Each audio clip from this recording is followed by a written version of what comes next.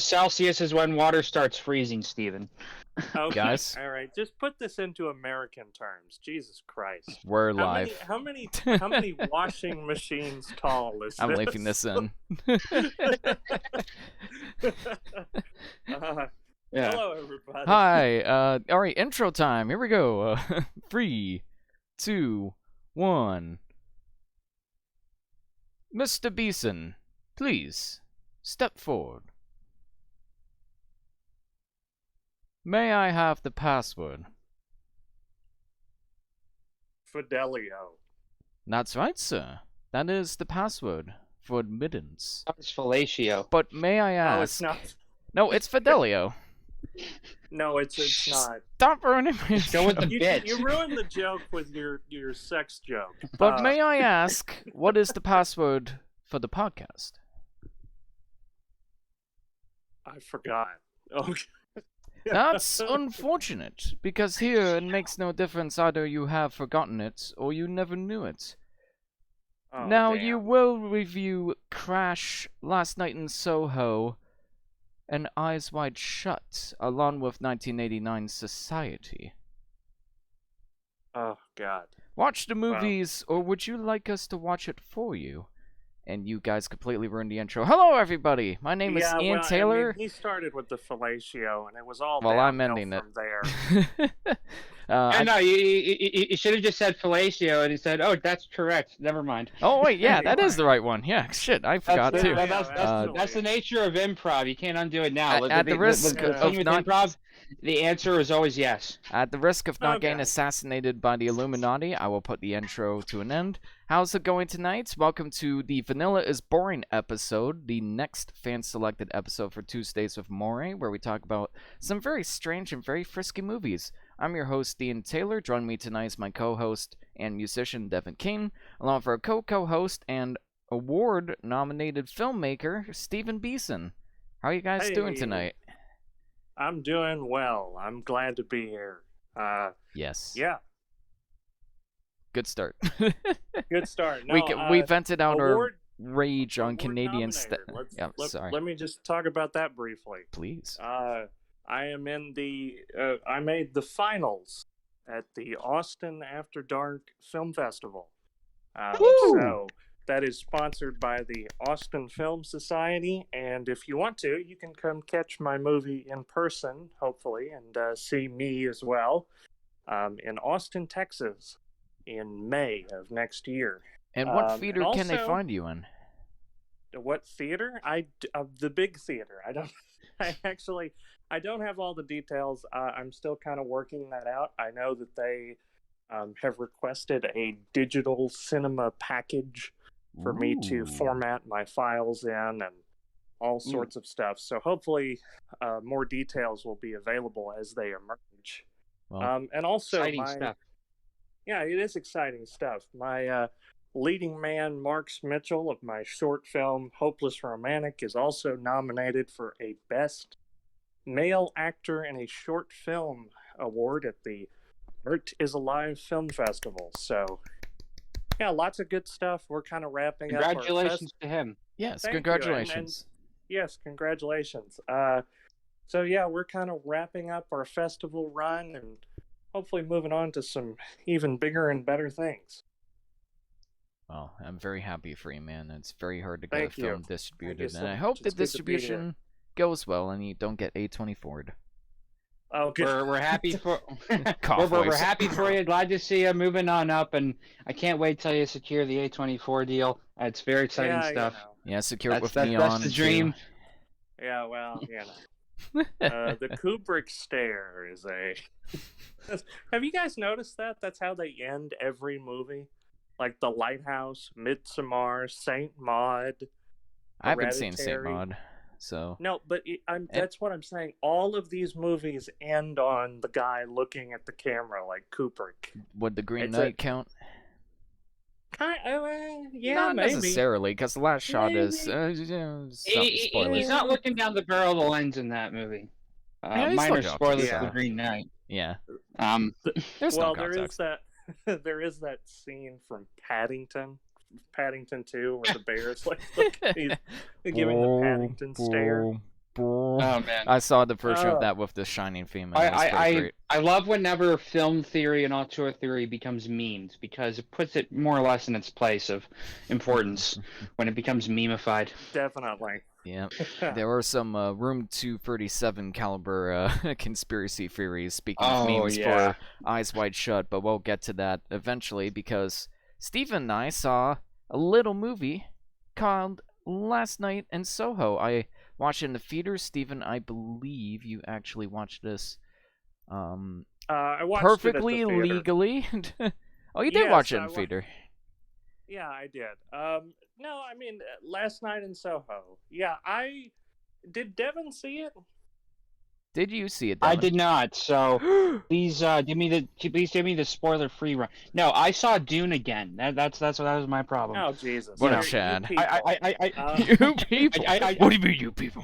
I need to give Daddy Villeneuve all my money so part 2 can be as good Oh as it my can be. God. I mean, part 2 is I already need- gonna happen. Oh, I need the part all 2, right. part 2, part 2. Part 2. Villeneuve his fan base is just becoming like the Snyder fan base. I think that's Oh, going to man. be. His think films that's are gonna good. be- It's I different. feel bad. I feel bad for all my buddies who have been egging me on to read Dune over the years, and suddenly all these Yeah. people are invading their camp and giving them like the most baseline surface level criticisms of the story because they don't get the context, like Yeah. calling it a white savior story, for example, which on the surface seems valid, but it becomes a subversion of that very idea. I'm not going to Yeah. get into details as to why. Didn't read the book. I should- perused most of it, but That should be I- Dune. That should Yeah. be Dune Part 2. Is just the warring cults between the Villeneuve fans and the Snyder fanboys, and they fight Oh, in God. slow mo. or the original Dune fans versus all of Twitter And the Lynch criticizing fans. the There movie you go. without knowing the Lynch context. stands being Well, the opposing uh, party. But Do we want to talk about Last Night in Soho briefly, Ian, or should we? yeah, let's give it a brief discussion. We'll give it the Okay, spoiler-free version. Do you want to Alright. introduce this one, Stephen? Well, I'm introducing Society, so whatever you think. You go ahead. All right, I'll go ahead. So, this little movie. Hang on, let me fix the text a little bit here. There we go. So, Last Night in Soho is the most recent outing from Edgar Wright. He wanted to branch out and do something a little bit different, so he made a sort of paranoid thriller / horror movie that's homage to films like Suspiria and Repulsion. Lots of Roman Polanski vibes, lots of Alfred Hitchcock vibes. And a crazy little story about Thomasin McKenzie, who plays a hipster. I don't remember her name, but she's basically a hipster who wants to become a famous fashion designer in England. More specifically, in Soho. Shocker, title of the movie. As she does so, she experiences these weird visions of another woman from the past, played by Anya Taylor-Joy, who tries to get roped up in a musical career, but everything goes downhill from there for her, and reflectively on Thomasin McKenzie's character in the present. And it's a very polarizing movie. Everybody seems to either love it or hate it. I think it has like a 3.6 on Letterboxd and like a 6.5 user score on Metacritic. And yeah, whoever you ask, they'll either just say it's Edgar Wright's worst films or one of his best. And personally, I really could not get into this film. It's everything I was afraid it was going to be. Just a very, very clear style over substance. And it's good style, but it never feels like it's in service of the substance. And it's a very messy and very... It's basically a tonal catastrophe, and it feels like Edgar Wright really didn't know what he wanted out of this film, and he just mashed all these pieces together that don't fit, and it was just such an annoying mess of a movie for me. But I know Stephen feels quite differently. It's interesting hearing this. Like, I haven't seen the new film, but I remember hearing a lot of similar criticisms about Baby Driver when it first came out. Like, it's a fun and flashy, display of good driving skills, but it doesn't have substance. Where I disagree. Like, it doesn't have the chemistry as some of the actors do in the Cornetto trilogy. But I thought it was a fun movie, and I still think it's I had holds up my pretty issues well. with substance in Baby Driver 2, but after watching this film, I feel like I owe Baby Driver an apology for its lack of substance. But I know Stephen feels quite differently. I have to disagree. I really connected with Last Night in Soho. If if nothing else, I think part of the thing that I enjoy the most about Last Night in Soho is that it is trying something new. It's trying, and it is calling back to films of the era, of which I am a fan of, these sort of 1970s giallo films and, erotic psychological horror. And there's a lot of kind of genres mixing together. But it is at least trying to tell a story that we haven't heard before. But they're trying to do it in a little different way. And I think I appreciate that. If nothing else, I appreciate it because the biggest movie in the world right now is a remake of a movie that was based on a book. I just have to appreciate that at least someone is trying something different. I don't know. It's a bit of a double-edged sword, because people complain about having the same old churned out MCU kind of BS, and then when you get something new, and it's like, what the fuck is this? I don't like it, and it's like it's really hard to please audiences, and often they don't know what they like or what they want until they're exposed to something. Like there has to be almost a degree of familiarity, but a degree of having a new twist on a familiar idea for people to say this is hot, fresh, and original. But something that's completely out of the box original, people don't often know how to process it at first, and it takes a little while to get used to that. And so, that's a double-edged sword when you're a creative person experimenting with ideas. See, I don't really. I think Sorry, go on. No, I think that's part of Last Night in Soho's problem. Is it honestly, it does have a bit of a balancing act with the different things that it's trying to go for. I noticed there's moments of it that feels like A Nightmare on Elm Street, and then there's moments of it that feels like Midnight in Paris. And so I know. Just that alone kind of creates this sort of what the fuck, It sounds like a very chaotic genre mix, which can be really, really good or really, really sloppy, depending how it's done. Are hard to pull off. Oh, absolutely. But I don't think this film quite stuck the landing on that. And it's funny, I don't really agree that this is an original movie because it feels so derivative of the films you've mentioned. It feels so derivative of Nightmare on Elm Street and Midnight in Paris and Repulsion. And if you've seen any story, and I mean any story about a naive character going into this extreme environment that they don't understand or know anything about, you know exactly where this film is going every step of the way, to the point where it was so frustrating. I didn't see the ending coming. I will say that. Everybody says that. Everybody says, I didn't see the ending coming. I saw it coming from a mile away. But again, that I sometimes wonder if maybe I've seen too many movies. Before you stepped in the theater? No, that's not what I meant. But one of the twists... I was going to say, that's some clairvoyance. How much spice have you been sniffing? Lots of spice. But I am all for trying something new. I really appreciate Edgar Wright trying something different with this. But if you're going to try something new, it also shouldn't necessarily feel so derivative of your other films. I understand every director has their own styles and tropes that they put in each of their films from their own kind of authoristic style and approach. But here it's just so blatant. It tries to be Baby Driver at times with action linked to music. It tries to be Shaun of the Dead with some of its imagery. It tries to be Hot Fuzz and The World's End with its dark humor and comedy that never really gelled for me. Did you find any of this movie funny? I thought there was some funny moments. I don't know. It is. I think it's interesting that this is the second film that I've heard about this year, or actually not even heard about, but second film I've seen this year that is inspired by the sort of giallo Italian 70s horror, because earlier this year Malignant came out. Oh yeah. And so maybe I'm just sort of, I don't know, maybe I'm just sort of more into that right now. Like, I've seen some of those old school movies, and it's kind of neat to see that be new again. Because kind of maybe you're just developing like that appetite for it, and it's kind of becoming insatiable. Or I don't know. I mean, again, I'm talking out of my ass because I haven't seen the film.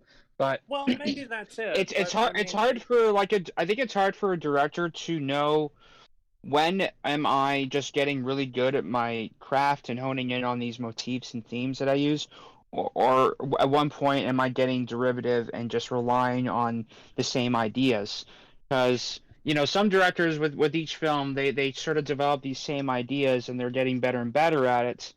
But there's a certain point where are you really getting better at it, or are you just kind of regressing to the same ideas over and over? And that's kind of how this film felt to me. It's like it's conflicted between wanting to try something genuinely new and kind of just being stuck in your old routines. And that's fine. Every director should play to their strengths, but the strengths should suit the subject matter. And it just really didn't. As long as you're going somewhere with it and trying something new with it, like Steven Spielberg relies on a lot of like tried and true stuff through his career, but and like his films lately haven't been my favorite, but I think he has been able to apply these things to different styles of films and that have held up pretty well. Okay, and I will say this. There's always, when you talk about a director who has more than 4 or 5 different films in his filmography, his or hers, all right?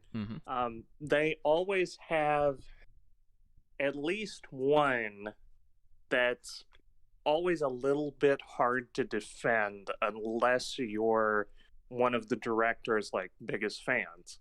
So like for Tarantino, that's like Hateful Eight or Death Proof. Yeah, Death Proof for sure. Or when you're when it's David Lynch, it's like Dune. You're either gonna love Dune, yeah, that's one, or Inland Empire. It's like you're either gonna love it or you're gonna hate it, and it's gonna depend on where you are with this director. That's because they're doing something very out of their wheelhouse and trying something new. Like for him, Dune was his biggest budget project at that point, and that was a mix of different factors that went into that. And then Inland Empire was him like trying this little digital Sony camera that he's just been experimenting small ideas with, and really trying a whole different medium. So, I think the biggest issue I have with this film though is just the script behind it. Like the writing is really dreadful to me. There's so many like one-dimensional annoying characters. Only one character really gets developed, which I'm not going to spoil, but you probably already know which character I'm talking about. But every other character is so flat and boring. Like by the end of the movie, I don't know what the point of the protagonist's journey was, or what they learned, or if they learned anything at all, or if they deserved the ending that they got. I feel like I had no development with them whatsoever. Sure, and I have thoughts on that, but I feel like we're kind of talking around Devin at this point. So, yeah, fair enough. But I'll go over what I like real quick about the movie. I guess there is stuff I like about it. It looks beautiful. It is gorgeously shot. It's from Park Chan-wook's like regular cinematographer, so it has like a really great eye for lighting and interesting camera angles and long takes. The editing is still great, and shocker, an Edgar Wright movie with great editing. And of course, there's lots of good music choices, but, that's something that applies to all of his films. But what's missing is just the heart underneath all the style, which just wasn't there for this one for me. Well, I think, I think that I think there's more substance than I think you're maybe giving it credit for, but I do agree. There is some fantastic costumes and wardrobe. Oh, that too. Cinematography, lighting, editing, and the soundtrack is just a banger. Sublime. Anya Taylor-Joy sang the one song in the movie that I'm not going to spoil. She actually sang that herself. I know, I saw that, yeah. Which is pretty cool. Yeah. And she's easily the best part of the movie, too. Do we want to give this a rating, or... Yeah, let's do it. What would you give it out of 10? I I'm going to give it an 8.5. Nice. And I'm going to go straight down the middle with a 5 out of 10. I want to like it more than I did. It's funny how I went into this movie with high hopes, and I ended up disliking it, and I kind of went into Dune with somewhat mixed hopes, and ended up loving it. So, I guess if you want to love the movie, Ian, all you gotta do is just go in with the lowest expectations. Ian, I'll take your thoughts and ideas into consideration when I go see it. I'll taper my expectations a little bit, which were already like beyond just Edgar Wright new movie. I didn't really have much thinking going into it because I like to be taken surprised by whatever. If it marginally interests me, I don't look into it until I see it usually because I want to be fully taken in by it. That said, with how your initial thoughts were in Knives Out, that I'm pretty sure I'll like it. Yeah, exactly. And maybe it'll get better on a second watch. Who knows? I'll probably watch it again on Blu-ray or something. Sure. No, like Ian, like famously or infamously, just between us, wasn't really vibing with Knives Out when he first saw it, but after getting enough internet ridicule, he kind of changed his tune after a second viewing. I wasn't pandering to them or anything. It just genuinely got better on a second watch. I'm wondering if part of it was just like I was on the Rian Johnson hate train after Last Jedi, but when I thought, okay, let's just look at it separately and try to think about his other work that's good and what he's trying to accomplish here, and it's like, hey, I enjoyed it a lot more when I did that. Shocker. I mean, heck, my second viewing of Dune was even better. Like I was mostly enjoying it for the first one, but I was kind of half asleep near the end of it, so that really altered my whole view of it because I wasn't in a good spot. But seeing it again, knowing kind of what to expect, I was able to appreciate things a lot more in it. So, yeah, how you view the film can alter your experience. Yeah, then that's why reviewing is so difficult, even for me sometimes, because opinions change and none over of this, none of this shit we say on this podcast is set in stone. This is literally just us talking off the top of our heads about how we feel in the moment about these movies. Definitely. That said, we live in a society. Oh my God. Society is on the menu tonight. Steven, take it away. Let's get into this episode. The theme of the episode is vanilla sex is boring because these people in these movies, they have lots of money and they just need to feel something, and this is what they have to do to get that. So, first up, Society, 1989, directed by Brian Usna, who is the director of Bride of Reanimator and Silent Night, Deadly Night 4. So you're in for some good stuff here. He is also the producer of the original Reanimator film, and Society tells the story of a young boy named Billy who suspects that his family is involved in an incestuous sex cult of eldritch horror. This is a very paranoid... Yeah, I wonder where he got that idea. This is a very paranoid, bizarre conspiracy thriller. It has a very bizarre ending, which I think if you took the ending away from this film, it would not have entered the cult classic status that it has now. I think that the ending is really, that third act is really what sells this film. It's an image that is unforgettable and has been featured on even some of the DVD box art, which I feel is almost doing it a disservice because it's something that you really need to experience. Yeah, it's a spoiler. Yeah, it's another case of those movies where the main hook is also kind of the twist. Because this was all I knew about Society going in is people have sex with these Cronenbergian puppets at some point. And well, we're going to be spoiling this, so yeah. Let's talk about Society. So Billy is played by Billy Warlock.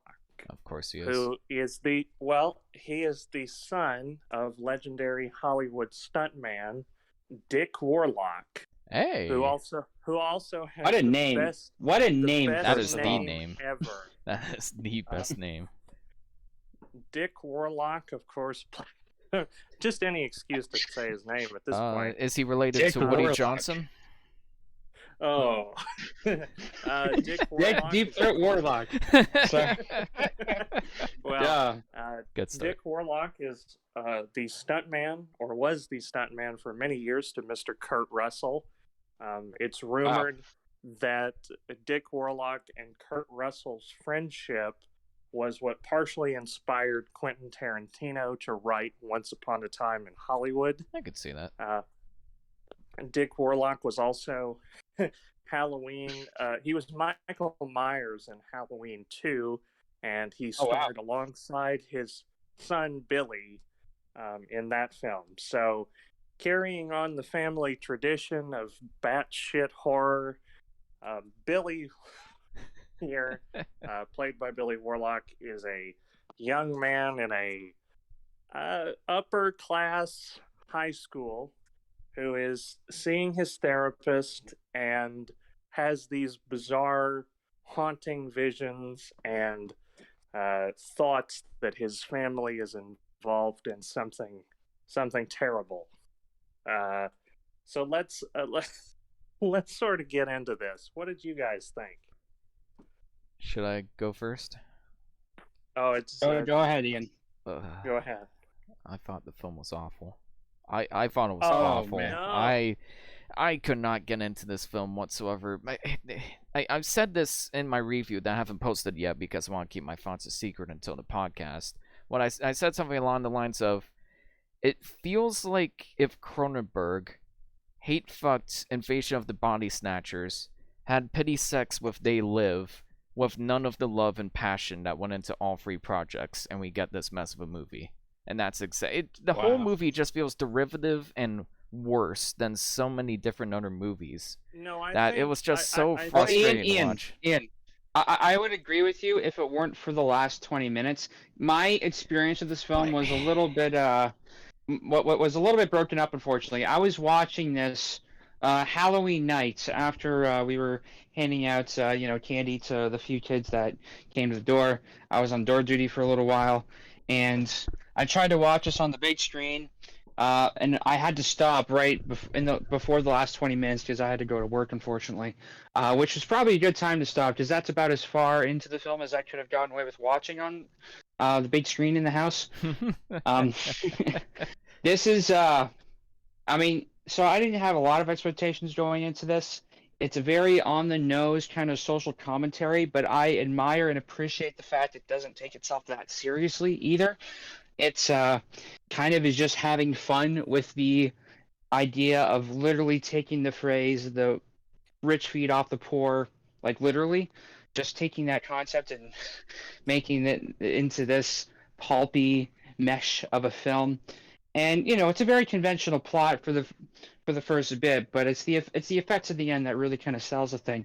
I don't think it's a grand commentary on society, but I don't think it really thinks that either. It's just having fun with the idea.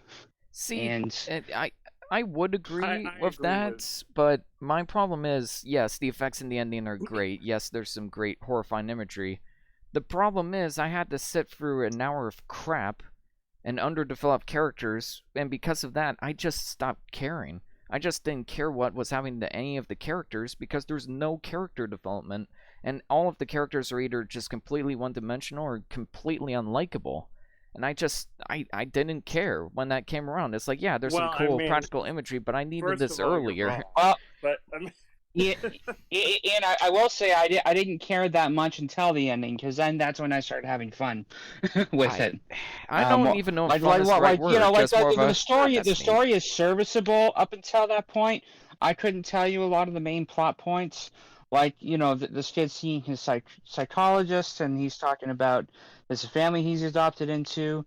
There's, it's a very standard kind of movie up until like the last little bit. That's really where the main selling feature is. And I didn't expect that much going into it.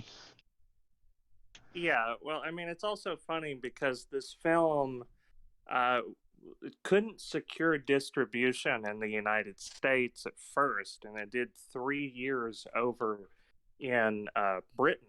Huh. And in Britain, they loved it. They thought it was great. They thought it was a movies critiquing America. I could get behind that. They thought it was a brilliant satire, and then What? 3 years later, it got released to America, and it didn't do as well. Well, no offense to Britain, but they're wrong. Well, no, I think Britain appreciates the spectacle a little more, where America doesn't like the smell of their own shit. So there might be something to that. Maybe watching Eyes Wide Shut before this movie was a mistake, because all I could think of was that movie handled every single one of these themes so much better. I could see British people loving this film. It does remind me a little bit. I don't want to say too much about how to get ahead in advertising. That might be something that I might bring up sometime. Ooh. But yeah, I could see this absolutely appealing to like British sensibilities in terms of the comedy. But I think I also think, Ian, I think you're underselling it here, because the plot is a little paper thin, but you can't tell me that it's not funny. I mean, I didn't laugh a single time throughout the film. I didn't laugh a single time.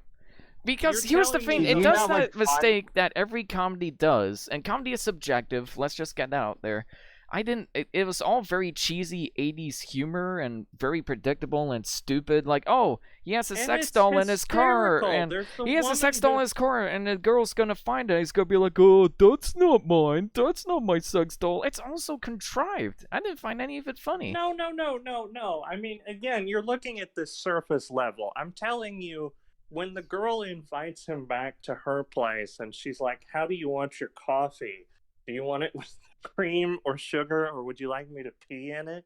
I mean, that was so stupid. Hysterical. That's not hysterical. Like, that's just, it came out of nowhere, one, and that doesn't automatically make it funny. It's not, it's like bad adult comedy where it's like, oh, hey, if we just put a crude thing here for no reason, that'll make the audience laugh. No, it's not that it's crude. It's that she is literally, like, she's not of the same species. It's so deliberately out of left field that his reaction to it, and also, I mean, the what comedy reaction? What acting? His reaction to it and the comedy. Ian, there was people on screen pretending to be people they're not. That is acting, whether you like it or not. Well, I mean, whether it's good or not, that is acting in and of itself. A person is in front of camera pretending to be someone they're not. That's okay. that.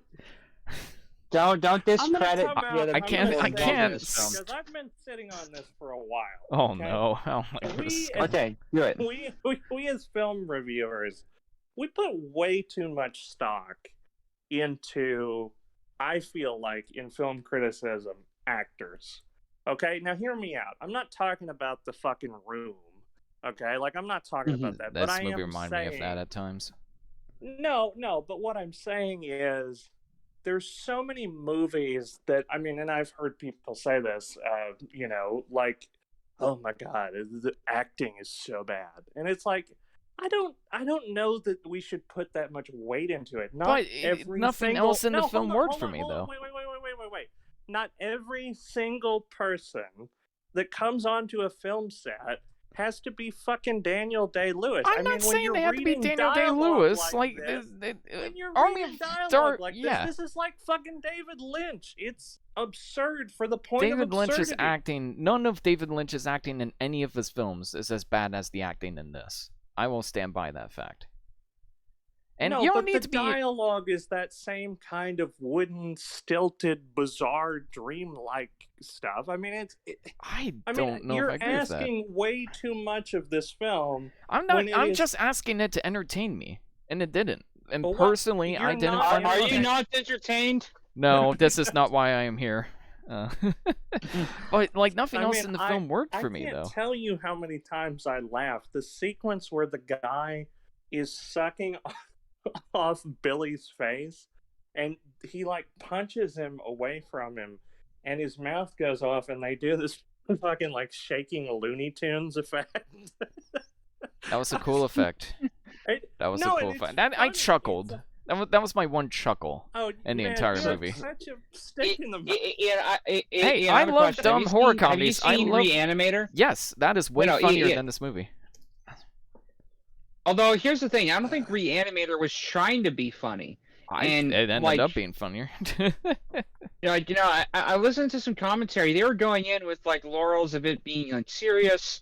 But it was like when the composer stepped in and he watched and he said, "This is hysterical," or "This is like," and that's when they kind of allowed themselves to not take themselves that seriously, and they kind of turned it into a little bit of a send up. Like the music is a bit of a send up of the Psycho theme, and it kind of plays up the comedic elements of it, even though they weren't quite intentional. So I think by this point, the guy that directed this was a producer on that film. I think they've gained a sense of humor for what they're doing. That, like, we have these things to say about society, but we're not like the smartest people, but we just want to have fun and kind of take these ideas of what if rich people were another species that literally fed off of poor people and had these secret societies where they kind of just coagulate into this big Cronenbergian monster. I mean, it's an absurd idea.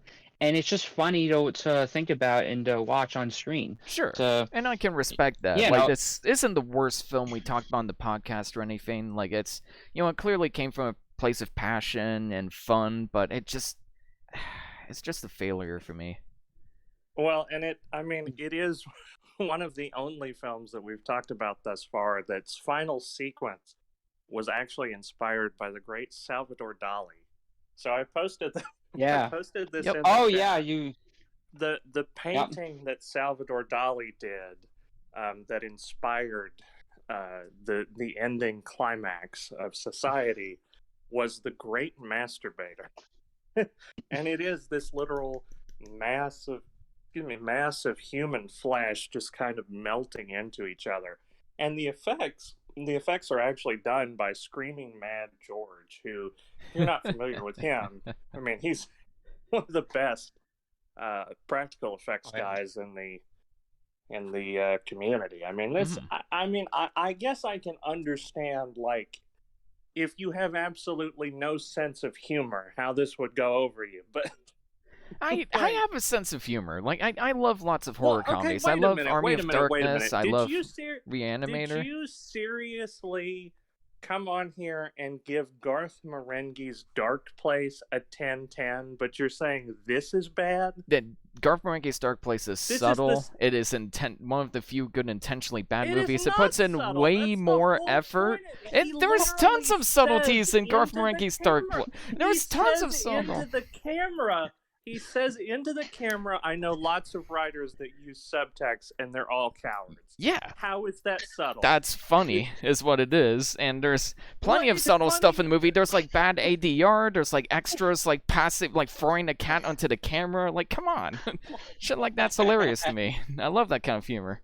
I mean, I think you don't get this, is what I think. Yeah, oh, no, I do get it, because, man, do they drill the message into your head. Oh, boy. Is it completely unsubtle. And, it's part of the joke, but it's not funny. It's not funny. I just wish it would. Ian, did they use a drill or a hammer? They used both. They attached the drill to a jackhammer and just went to town. Isn't that funny though? See, that was funny. I'm gonna get flack for this, and I don't care. Go for it. Is this message any more hammered in than, say, Parasite? Way more hammered in. Don't compare the. Way more hammered in. No, there's no. What point in Parasite do they say, "Hey, man, rich people are bad, man. Society will get you down. You'll be a part of society now." I do think Parasite's a little more nuanced, and I'd say it's way more nuanced. 100% villainize they don't totally villainize the rich people or the poor people. They just show how they kind of live at odds with each other, exactly, and try to best each other in some ways, just from the different viewpoints. I mean, there is that whole sequence, and I think they do something similar in this, actually. And I think they definitely took inspiration from Cronenberg, but they didn't try to. They didn't try to do Videodrome with this, because they're not that like intellectuals, they just wanted to have fun with the effect. Yeah. And I'm fine with that. You know, I'm I fine didn't with go that in too. Just expecting. make it funny. I didn't go in expecting it to be like as provocative as Videodrome, for example. No, I wasn't expecting that they either. have where that body morphism has some grander ideas attached to it. Like, you know, the whole subtext of this film can be summed up in the tagline, and it is like on the poster, I think it says the rich have always fed out the poor. This time for real. Like it's just taking that idea literally, and it's just funny to see, even though there's like broader themes with it. It just takes a little stab and a laugh at how absurd this is, and I maybe can it makes you appreciate want to that if rethink I about how found any of it society funny. works, but. But I just didn't. And it does that mistake that a lot of comedies do, which is where we're going to play silly music over some of the comedy scenes so we can tell you it's a comedy scene. I'm like, thanks. I have a brain. I can tell when a scene is funny. I don't need the music telling me when a scene is scary or when a scene is hilarious. Like, stop sucking off the joy I could potentially have in the movie. I mean, it's interesting you bring up the music choice, because one of my favorite sequences in this entire movie that I probably laughed the hardest at is when they have their human sacrifice and all of the rich, you know, aliens are eating him and like metamorphosizing into him or whatever, and they start playing the Blue Danube as they shove this like fist up inside of him, and it is so. I mean, it's so absurd and it's so surreal. And I mean, I don't know. The dark comedy of it it got a laugh out of me. I don't know. And I understand comedy is subjective. I usually love sick humor, but this film just didn't do it for me. But again, humor is subjective. You know, everybody has a different opinion. I agree with that. Devin, I mean, what do you think? Yeah. Please, enlighten us. I mean, I mostly had fun with it, but I didn't look that too deep into it beyond that, because I didn't see that there was any like deeper messages than what was mostly inferred. Also, I watched the ending like after I got back from like a work shift, and it was really late and I was really tired. So I don't know, maybe there was a little bit of delirium that injected kind of the fun about it in my experience. But I think it's a film that you can have a lot of fun with. If you're really delirious or inebriated. Maybe that's your problem, Ian. Maybe you're not. Maybe I need to get drunk with a couple friends. But I feel like I could enjoy just about anything when that happens.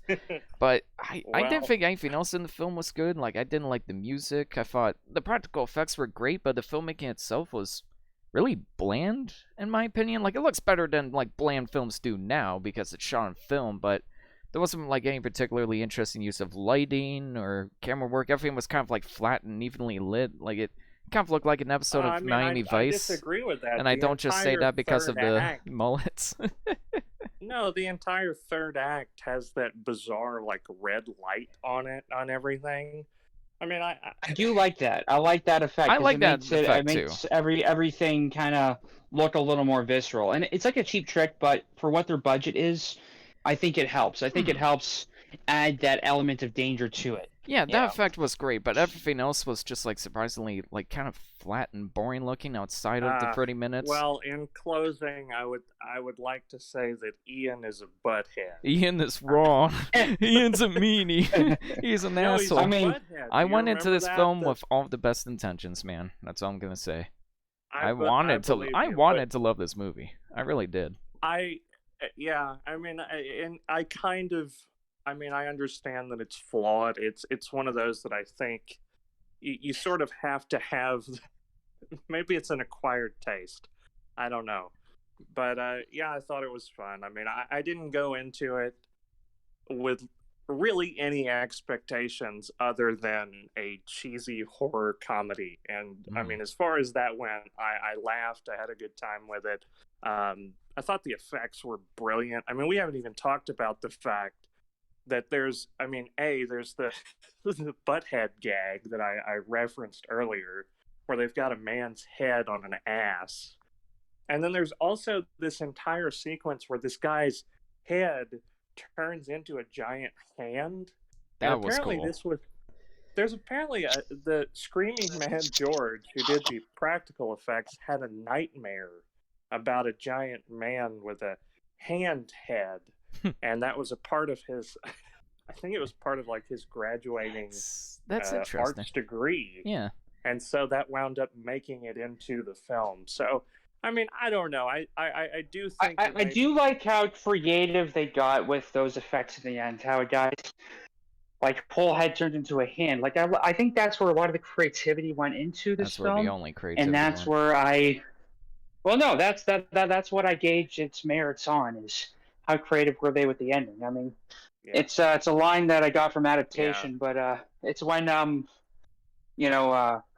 Chris, when Charlie Kaufman's visiting that screenwriter mentor, and he's saying, you can get away with anything in film as long as you wow them in the end. Yeah. And that seems to be the I case. I feel like this film gets away with that. Like, maybe it seems like a waste of a film that the plot's pretty conventional leading up to that, but you can definitely tell they put all the references at the end, and I think it makes it work. Yeah. For better or for worse. Well, and I will just say briefly to kind of touch on this fun fact. Billy Warlock, the son of Dick Warlock, he had done an interview where he talked about that the thing that he was most nervous about going into this was the sex scene that he has to do.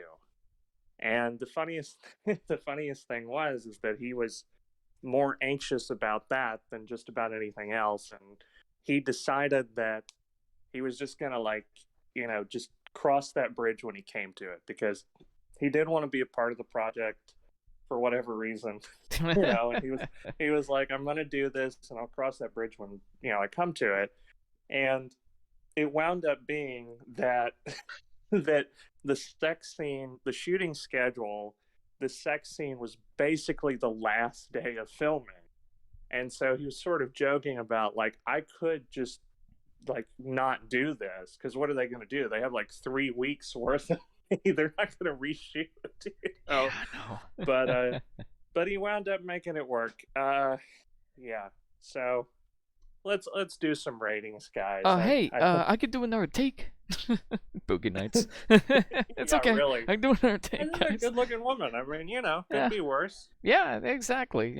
But a lot of actors are very nervous about that sort of thing, and it's interesting definitely. You mentioned the nightmare thing, because that's something that happens a lot with visual effects. Like King Kong 2005, infamously, the effects artist had a nightmare about giant bugs, and that was the main inspiration for the giant bug sequence in that movie. So it's interesting what kind of nightmares they can show on big screen for us.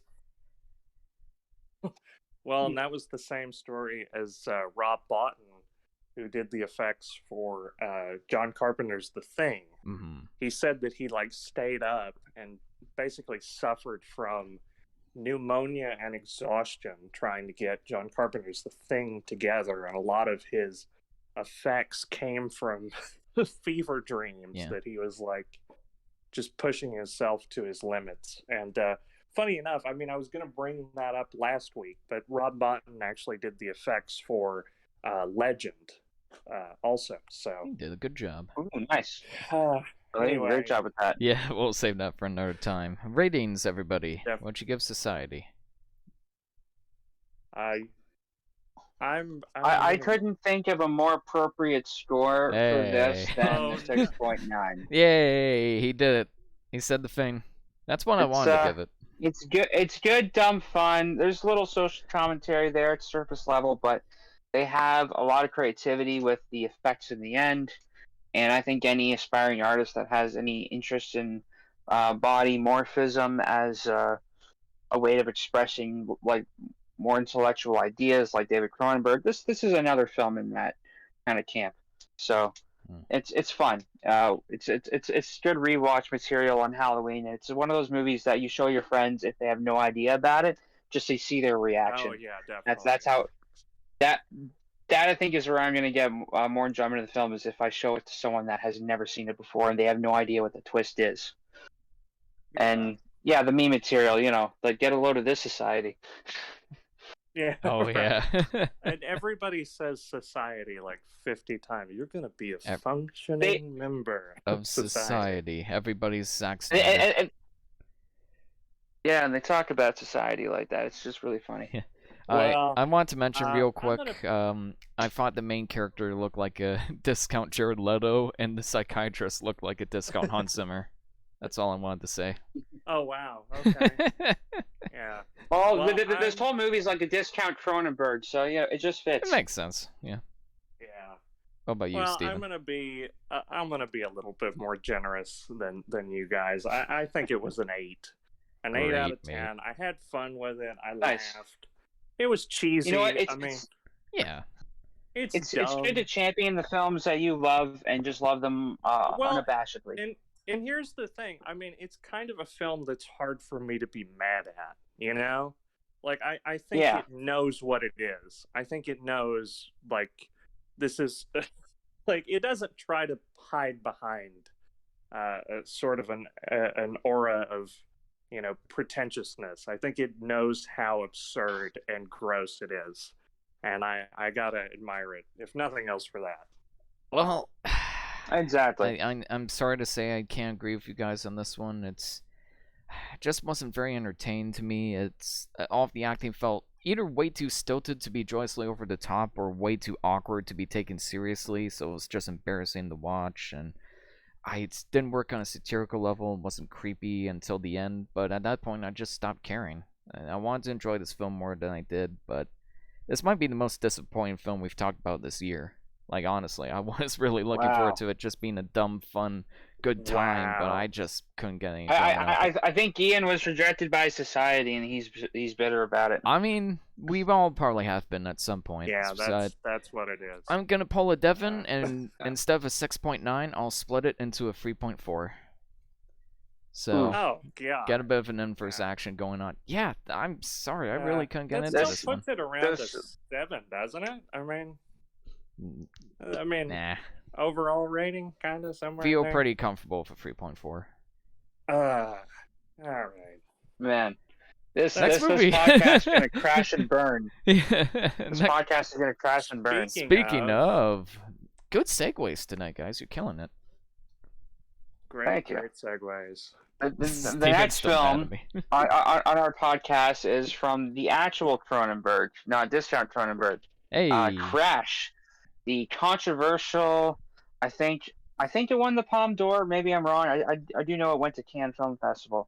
Film Crash. What is that? I can offer insight to the Palme d'Or thing. I'm sorry, couldn't hear you. Okay, yeah. We'll get there. We'll get there in a bit. I'll just introduce the plot. So Crash, all right, go for it. Is about a filmmaker who is in a relationship with a woman, or an open relationship, I should say, because they frequently have connections with other people, and they kind of fantasize this infidelity as foreplay with each other, which it's a bit weird, but whatever you do just to strengthen your bonds, I guess. Kind of indulge in each other's infidelity fantasies, sure, but it kind of goes a step a little far, where this director, played by James Spader, whose character name I completely forget, gets into a car accident, and a car accident which results in a man flying from his car into his car, from their car to his car. And he makes a connection with the woman, the wife of that man who survived, and they start having an affair.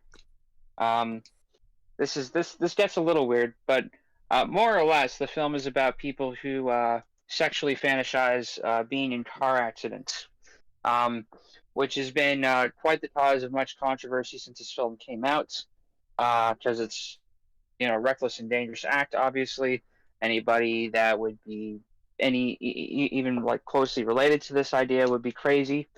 Though I was watching a clip from Cecil and Ebert debating this film at the time when it came out, and I think Ebert made a really good point that I pretty well agree with, that I think articulates what the main draw and appeal of this film is, and that this kind of shows the inner mechanisms of obsession and compulsion, and it just kind of uses car crash as the mechanism to put that on display.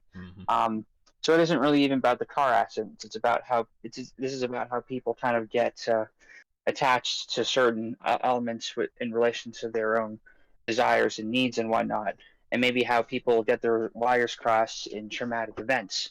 Yeah, it's a weird film. It's Cronenberg, so that makes sense. Well, I will go ahead. Are you done introducing it? Because I did want to add some clarity to the Palme d'Or controversy. Yeah, go ahead. So the story there is that the judges panel at the Cannes Film Festival was ready to give this the award. They were very moved by this and very compelled. They didn't know quite what to make of it, but it was definitely saying something. The problem was that the Cannes the president of the festival at that time was Francis Ford Coppola. And supposedly Francis Ford Coppola took such issue with the film personally that he refused to, he did not give his blessing to give Crash the award. And it was so serious that Coppola, was kind of so stuck in his ways about it that the jury had to basically create a special jury prize to give to Crash. And even when that was created, specifically for Cronenberg's film, Francis Ford Coppola refused to give it to Cronenberg. This apparently was a personal distaste that Coppola had. What were the issues? So you're saying Coppola couldn't cope with it? Yes, he needed some copium. I think I need to find. He needed some high-grade copium to accept that. Yeah, man. I'm curious. Does he have something against Cronenberg, I think it or is it the film itself? I think it shows how much of a raw nerve this film taps in on, where, again, obviously on the surface level, like, it's crazy for anybody to attempt shit like this, where they recreate celebrity car crashes and fetishize it in some way. But I think it really taps into like the human psychology, where again it just uses the car crashes as a way of showing kind of the inner workings of how people obsess over things. And that especially comes into clarity with Elias's character, the character played by Elias, named Vaughn, who also happens to be the same guy that played the Adjuster. And it made me think how these two films might be connected. Like maybe at the end of Adjuster, spoilers, when his house burns down, maybe he goes crazy and starts getting into car accidents as a way to cope. I don't know. The Adjuster way better. Yeah, exactly. Yeah. I'll make it brilliant. Crash Part 1. Yeah, this is the first time I've seen this movie, and it was pretty great. I liked it a lot. It was a pleasant surprise, and it's basic. It kind of felt like Lily's, but with car crashes. Where I feel like both films are kind of misunderstood in the sense that they think they're supporting a certain kind of behavior, but that behavior is more of an allegory for a different message. And yeah, the theme here was something along those lines, but I also think it's kind of a film about like hidden fetishes and how we kind of secretly have these indulgences for horrible things that we don't really like to expose until the last minute, and how we have all of these strange urges, and it's an allegory for sex addiction and all of these really interesting allegories that, after watching Society was like a breath of fresh air to experience in an interesting way.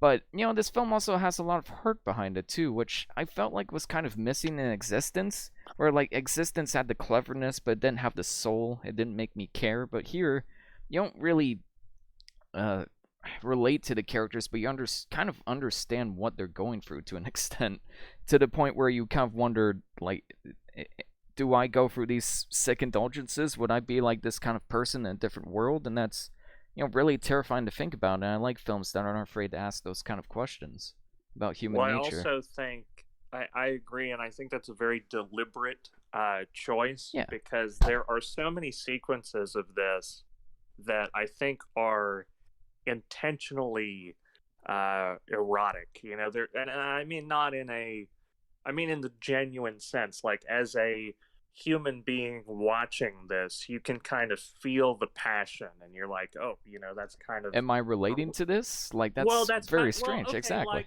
like when James Spader and Holly Hunter are in the car wash, you know, that's a sexy scene, you know. Yeah. But then there's Oh yeah, this, dead and cucked.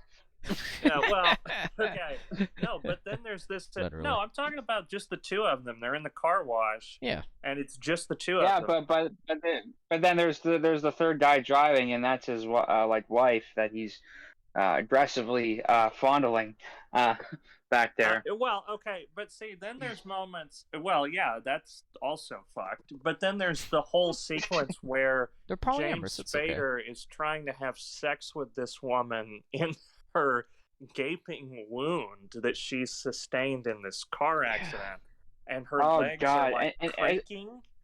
And especially where it is, like it's a sciatic nerve, like yeah. Oh Jesus Christ! And it's such a. It's so bizarre to have these moments that in some capacity feel very erotic and passionate, and then these other moments that are just so disturbed and grotesque, and it's like, where does the line end, you know? Yeah, when is he going to be satisfied? And, you know, when are yeah, any well, of us going to be satisfied when we have an addiction? Exactly. Yeah. And I like how it starts out that way. Like, it starts out, like, simple enough. It's like, okay, like, they're making down the back of a car. It's weird, but it's not that weird. But then it gets increasingly grotesque, and it's like, okay, like, where he's purposely running people over. It's like, okay, like, this isn't hot or funny anymore. Like, stop it. This is making me uncomfortable. Well, and it's also interesting, Devin, you said that you didn't remember Spader's character's name. So his character's name in the movie is James Ballard. And this is based on a novel, and it's written by J.G. Ballard. There was a book? And there's a book that this is based on, and the book was written by J.G. Ballard, so the character's name in the movie is the author's name. And that's the same way in the book. And actually, I saw an interview where Ballard was talking to Cronenberg, and he was almost kind of jokingly sort of, you know, reprimanding him a bit and scolding him, because he was like, you should have named the character David Cronenberg, because then it would have come full circle. That's funny. I wonder how he feels about his name being plastered to this very sensual character on the big screen. Yeah, definitely. No, I mean, I think this is a fantastic film.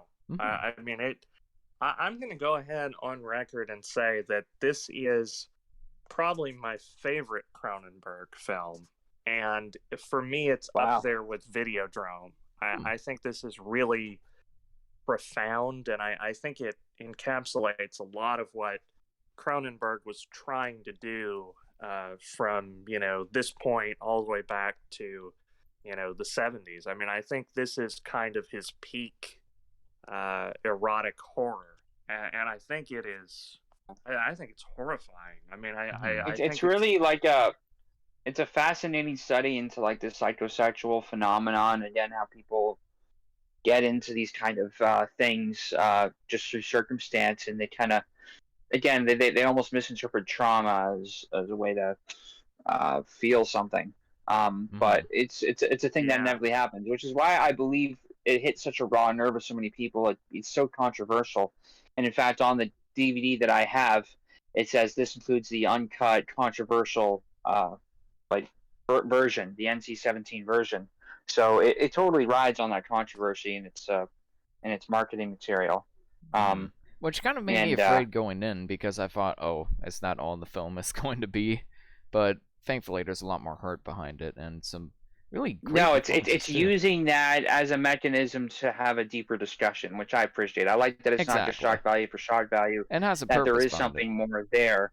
But a lot of people have a hard time just seeing past the minutia or the viscera of it, because it is very unnerving to just having these people it makes me. Anytime I see someone recklessly driving, it makes me question: are they getting off to this? Because I don't like it. Yeah, I know. Yeah, right. People getting off. I don't want to die tonight.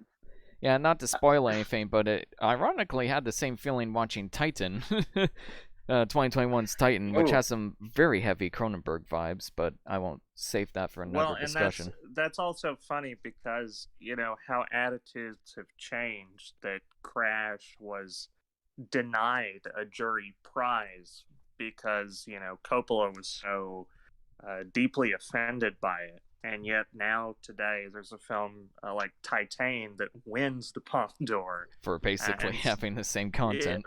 For the same, kind of the same content. And it's like, I wonder if that's almost vindicating in Cronenberg. Yeah, and Cronenberg is just secretly like, yes. I'll just pretend this is for Crash. Yeah, man, it's very... And again, it's very glacial. It's very mechanical. I mean, no pun intended. But there are moments in this film that are very...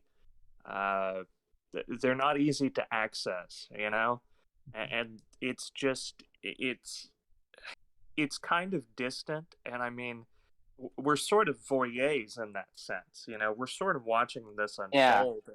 And it doesn't feel like these are real people necessarily, but they represent these inner mechanisms of human emotion, and that like psyche, these people are kind of there's something deeper there. But I don't believe there'd ever be like a cult of people that get off to being in car crashes. It'd be really fucked up if there was, but they'd be if anything, it would kind of vindicate what this film was tapping into if there were real people.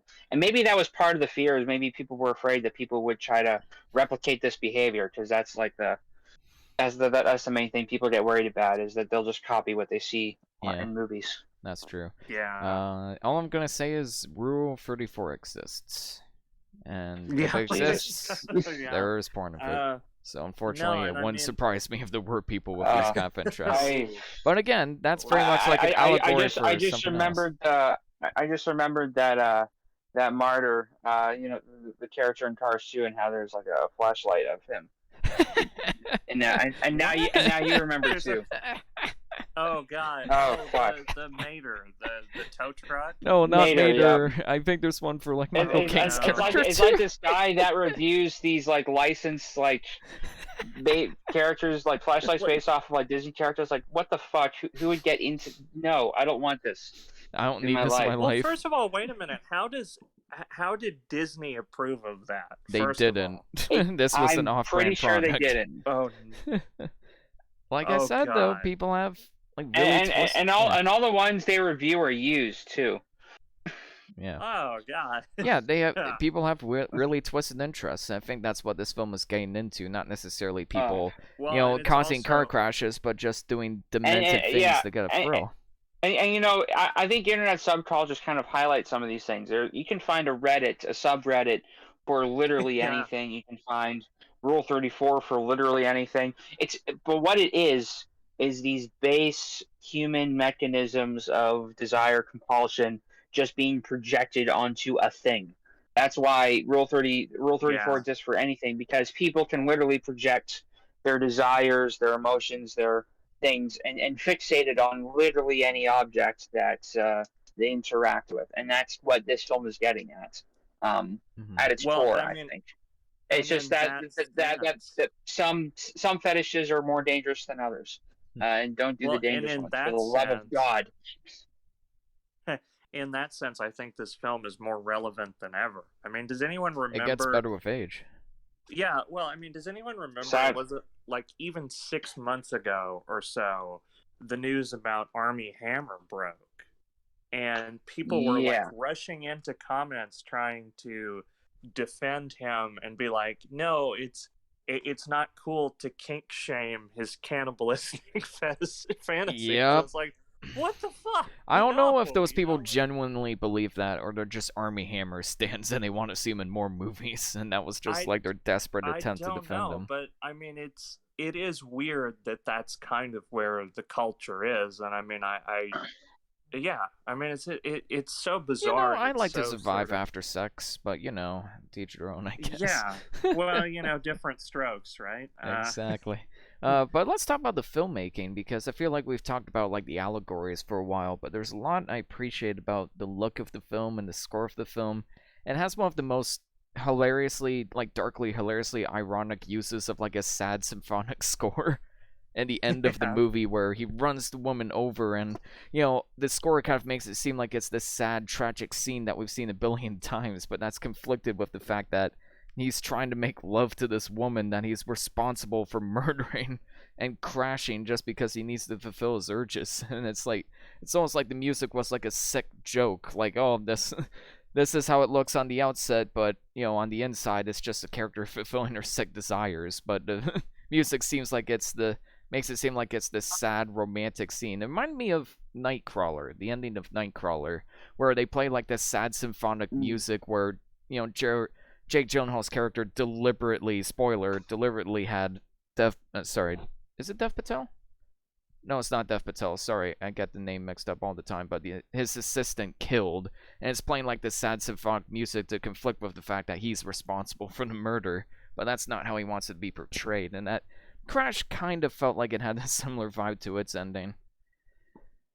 Well, I think it shows. I think what it shows. Yeah, Riz Ahmed. I think what it shows is kind of this perpetual cycle of people kind of doing things for their own compulsion and desires that's ultimately killing them, and it becomes this. They just become kind of enslaved to their own desires, and it's gonna have like an inevitable conclusion of them getting themselves killed doing this thing, which is highly illegal. I should remind anybody listening: don't do any of this for the love of fucking don't God. do this at home, man. Well, maybe the car wash. No, car wash might be fine. Yeah, car wash would be fine. Yeah, somebody else is driving. I wouldn't encourage it, but whatever. Fine. Yeah, it's no. I think it shows like, and there's an element in this that I could have seen possibly be a part of it, is if somebody in their group recognized that this is just like a fatal cycle of them kind of just killing themselves slowly to get their rocks off. And if there was this like tinge of they're just enabling each other, and this is all going to have a bad kind of conclusion, there isn't like an element of that I think could have enriched it ever so slightly more. If there was somebody in the group that just kind of saw this as like a vicious cycle of them slowly killing themselves. It's interesting. Yeah. It's interesting you bring that up because in the interview I saw between Cronenberg and J.G. Ballard, one of the things that they talked about was how that the producers, when they saw I guess it was like the first kind of like rough cut of the film, the producers were unhappy with it because they wanted a voiceover added. What? They wanted something. Yeah, they wanted a voiceover, and the reasoning was that they wanted some sort of like something that would kind of explain these people's psyche, something that would kind of reassure the audience as to say that this is definitively bad. And Cronenberg to moralize it, yeah.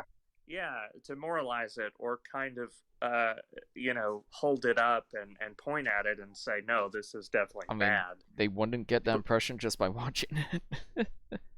Yeah, and Cronenberg like just refused. He was like, what is he even gonna say?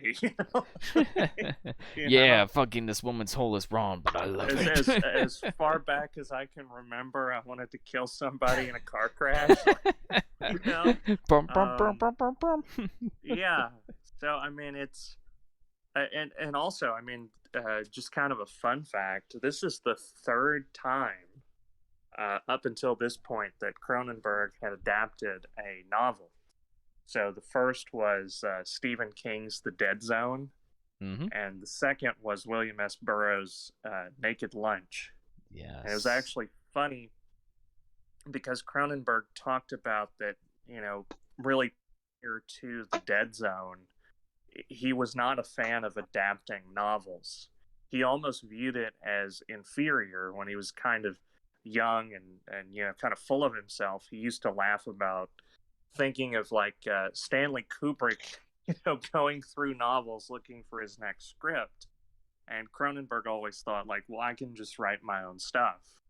And it's sort of funny that they both wound up doing a Stephen King book. But, one's considerably more well received from Stephen than the other. Yeah, definitely.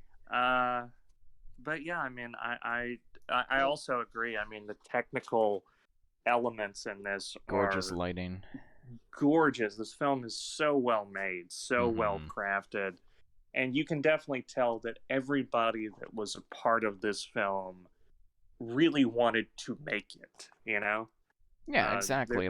There's a passion. You'd think it'd be a hard sell, too. Like, we're going to make this movie about people that Yeah, fetishize car crashes. But here's the thing. Who would be on board for that? Cronenberg always has these big actors and these really strange, bizarre stories.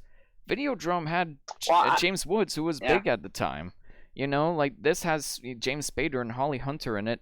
History of Violence has Viggo Mortensen, who just came off of Lord of the Rings. Like, he always manages to get these big actors to be a part of his messed up I think he's really good at pitching his ideas. I think he's really good at selling them into it, well, and then executing it. So, it's all good. James Woods was huge back then, but he also got fucking Debbie Harry from Blondie. Like, I mean... And The Fly has Jeff fucking Jeff Goldblum wasn't huge at the time, though, was he? I don't know. He was in... I think that was before Jurassic Park. He was in a Western, though, that was fairly popular. I forget what the Western was called, but he also did The Big Chill, which is one of my mom's favorite movies. So, that was popular around the time, I guess. Big Chill. Let me see if I can find the movie real quick. You guys go ahead. Lawrence Kasdan. Lawrence Kasdan directed Silverado. That's it. Ah, there it is. Okay. Yeah, he also did Wyatt Earp. I forgot about that. Yeah.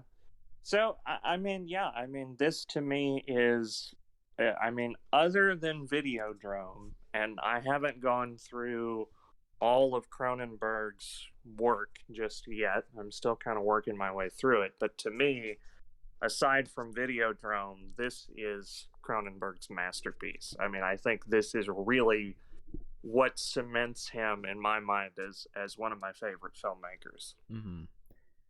Yeah, it's crazy because this is such a polarizing film for him. It's kind of a split between the two eras of Cronenberg, I'd say, like his modern contemporary stuff and his older it's just stuff. Right a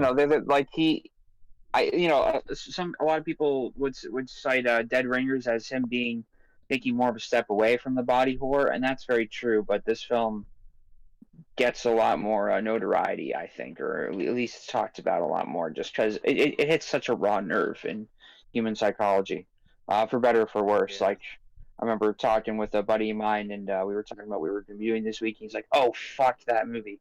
Like, there's a visceral reaction with people with this film, whether they love it or they hate it. Yeah. Either way, it taps into like this core thing that's hard to deny. So, I think it's very effective in that way, for better for worse. And I think his commentary ultimately is really good here and poignant. Agreed. And it's worth studying. For sure. It's surprisingly profound. I mean, it seems crazy to say. Like, I mean, how would you recommend this to someone? Like, oh, it's a movie about a group of sexual deviants that get off on car crashes. It's like Titan. It's like, how do you pitch that film? It's like, oh, hey, you want to see this movie where a font fucks a car and gets pregnant with its baby? Yeah, well, I mean, when you say that to somebody and that's one of your favorite movies of all time, they're like, okay, get away from me. Like, what's wrong with you, man? But it's like, you just gotta give the film a chance. Sometimes you gotta get over the weird pitch and just experience it I'll ask yourself. him, have you seen Crash? Not the racist Crash, the car fetish Crash? Not the racist Crash that's pretending to be against racism. The racial one, yeah. Oh, yeah. Oh, boy. Paul Haggis wrote that. He wrote so many good movies before that. I don't know what happened. God bless Paul Haggis. Yeah, God bless you, buddy. His image forever immortalized in Hall M of Fanshawe. Exactly. But he's done some great stuff, so Yeah. I don't know what happened with that. But anyways, did you guys have any issues with this? Because mine are fairly minor. I mean, nothing really. No. No. But I'd say, like, a couple of the performances were a little bit stilted for me. Like, I didn't like the actresses all that much. Like, they were fine, but there were a couple of emotional moments where I was like, feel like I need more of a reaction here. James Spader was perfect. Like, has to do so many uncomfortable scenes, and he does it so well. He's just a creepy looking dude, you know? And that kind of fits with this movie, just like it fit with Blacklist. Movie. No, he was also in... Well, this isn't... Sorry, go on. No, I was just gonna say this isn't even the first movie he's done about having weird sexual fetishes. There's like Sex Lies and Videotape. That's it. Secretary. Mm-hmm. Got White Palace. I mean, he's done a bunch of. Yeah, he's just a creepy dude, so he fits that vibe really well. Yeah, well, I mean, if you had a voice like that, you'd probably get all kinds of weird sex. It's only 100 minutes long, but I still felt like it dragged a bit. But you know, like minor issues like that. It's not like the best film ever made. It's not Cronenberg's best in my opinion, but it is just a really great film with really great use of subtext. And you know, I can complain about excessive sex before being uncomfortable and awkward, but I never minded in Cronenberg because being uncomfortable and awkward is clearly the point, and not just, you know, meant to get a boner or get like, your panties wet in the audience. You can tell there's more to it than just the surface level lure or intrigue of it. Like, he's trying to express deeper ideas of how these people are going about it, and that they're using sex as like a coping mechanism for something else in their lives. Agreed. Yeah. What would you guys rate Crash out of 10?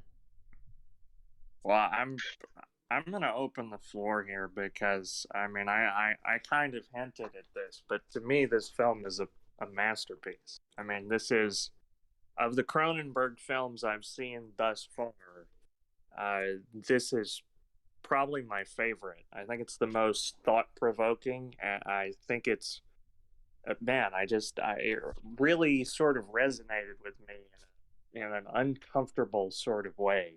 And I can't remember any other film of his that has really done that, except for like Videodrome, but Videodrome was kind of doing a different thing. Mm-hmm. So, I mean, to me, I gotta give this a 10. Ooh, very nice.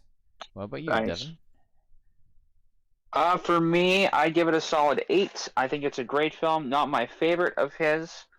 And there's, you know, it's not something that I'd see myself rewatching frequently, but you can tell that there's just something very compelling and very assured in its direction and its message. It does kind of leave you uncomfortable, and it's not a behavior I'd ever endorse in real life in any situation whatsoever, but it is a very intelligently made film that has a lot to say, but isn't very in your face about it, I guess, or it isn't trying to be too explicit in what it's trying to say, which I appreciate. I appreciate a film that has that consistency to it, and even like this, there's little things that we never talk about that I really appreciate, and I love how committed to, like, this film was very blue. Like, there's blue in the shadows, there's blue in the poster art, and there's a very consistent tone and look to the whole thing that gives it a solid identity. Like, the cover art is usually imbued with a lot of blues.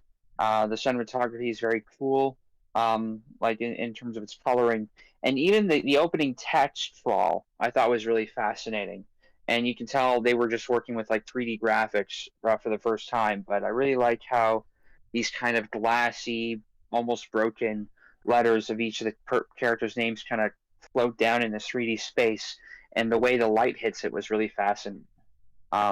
And I just appreciate the artistic direction, and you know, it's consistent through the whole project. So I appreciate a film that can break that identity and stick with it through the. So nice. It's a solid 8 for me. I think I'm with you on this one, giving it a great out of 10. Closer to an 8.5 than a 7.5. I was pleasantly surprised. now it's time to close our eyes, or keep them wide open and shut, because next up is Eyes Wide Shut. I'll be introducing this crazy movie, so strap in. This was Stanley Kubrick's last movie before he got assassinated by the Illuminati. He exposed the Illuminati, and they killed him over it. It's basically what a lot of people believe, and apparently a lot of the cults in this movie are supposedly rooted in reality, which is horrifying, but we'll get into that later on. So Tom Cruise plays a doctor, which is the hardest part to believe in the movie, but we'll just roll with it.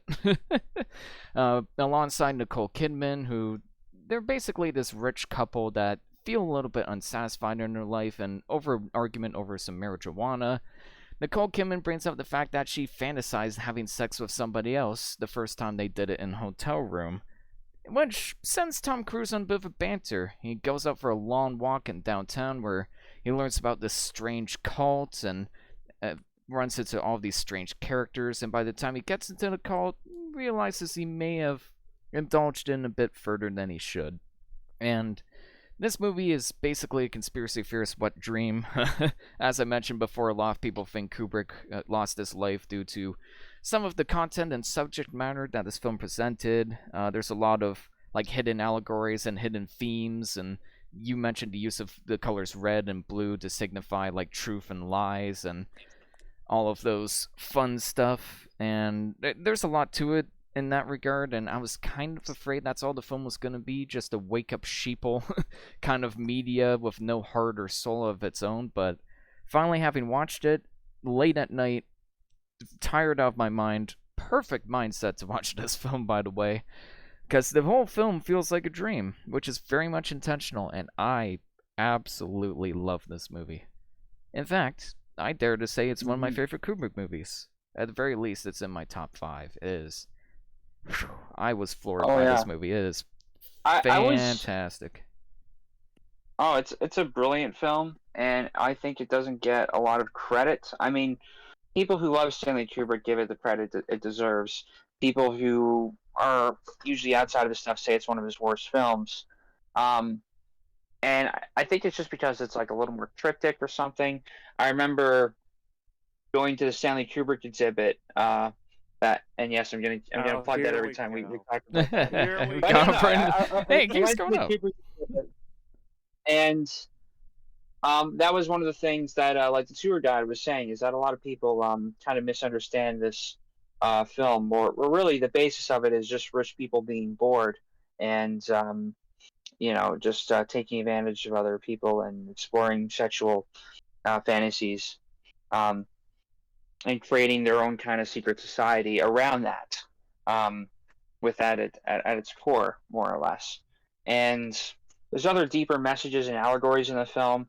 That whole speech of Nicole Kidman telling her, fantasies to him, when he kind of underestimates what kind of feeling she has. That's a classic ego blow to anybody that's in a relationship. Mm-hmm. And that was very raw for Tom Cruise and Nicole Kidman, because they were both in an actual relationship at that time, which didn't last, partially probably due to that film. Kind of just putting it all out there. It also doesn't help that Kubrick specifically told them not to share notes, not to share any scenes outside of the scenes they were supposed to share together, to the point where they actually, he actively asked Nicole Kidman to do 9 days worth of naked shoots when he's having the affair with the other person, and almost fucking in certain shots, and she couldn't tell Tom Cruise about any of that.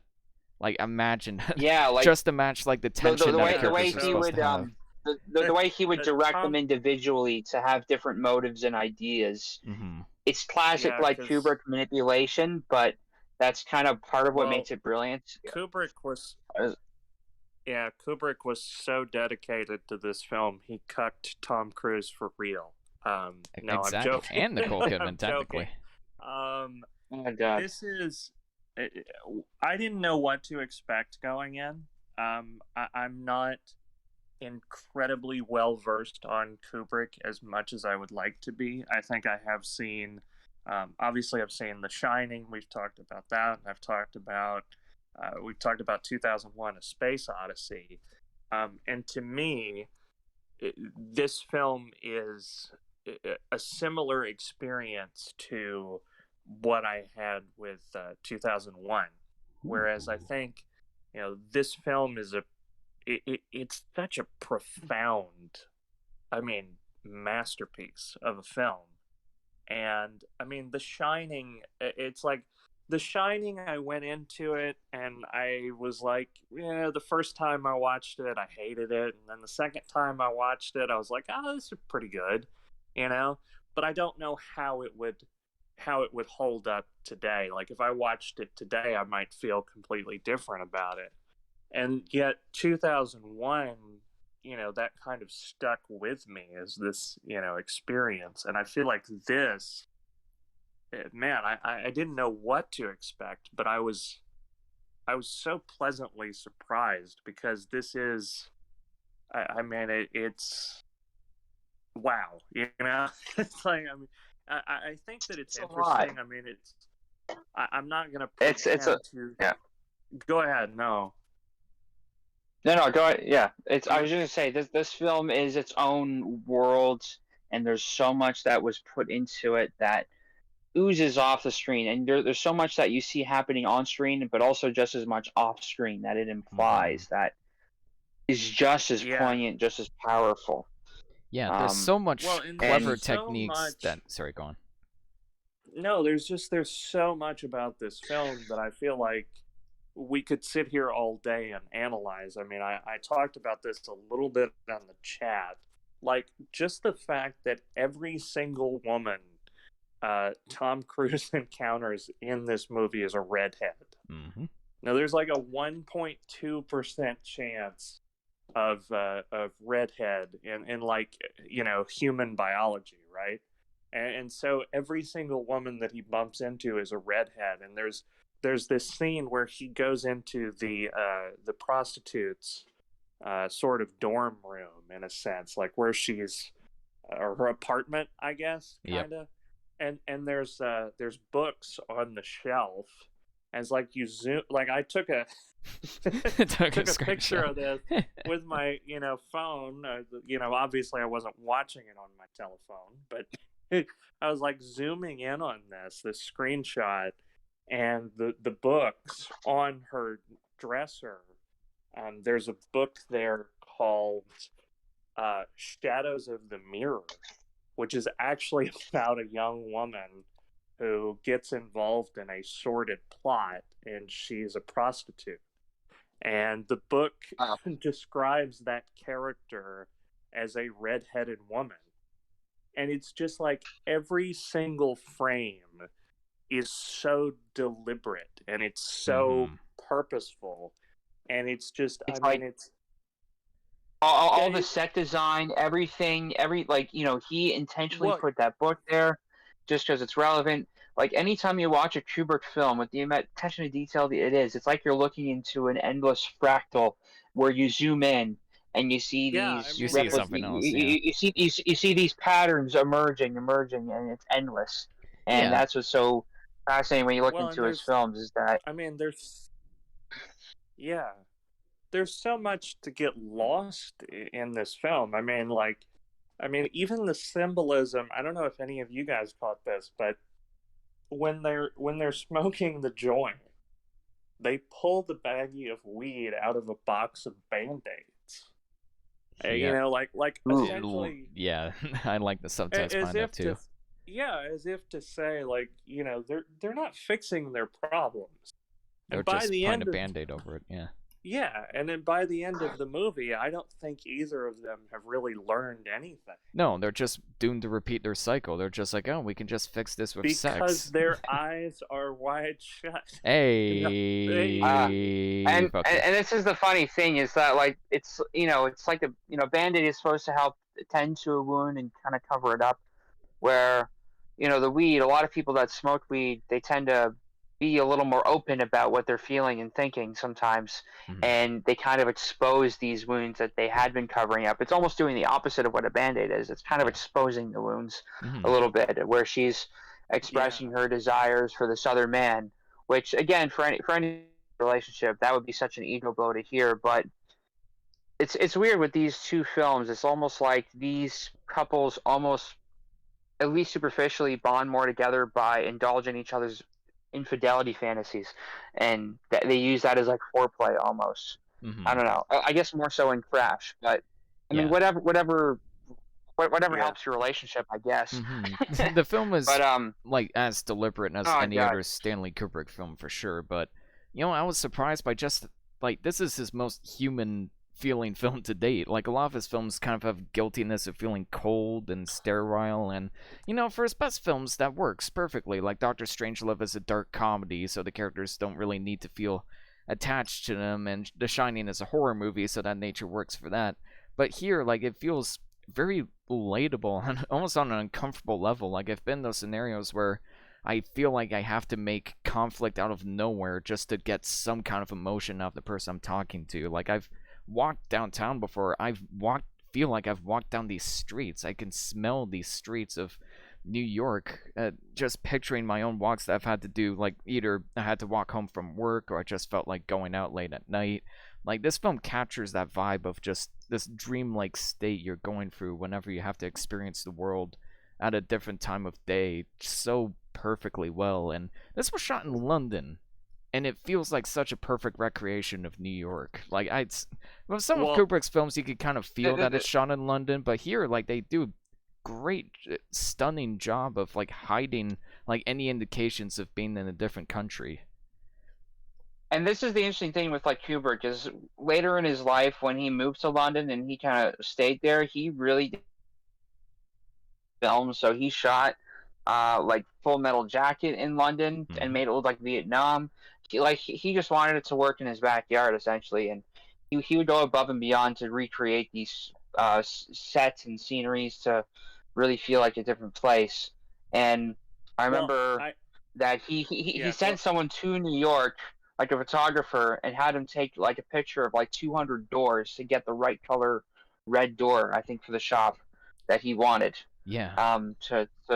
To recreate. Like, he would have people go above and beyond to just find the right piece of set design or the right thing for this scene. Like, everything in this frame is curated and created for the shot to create this image. But it has so much hurt behind it too. Like, you really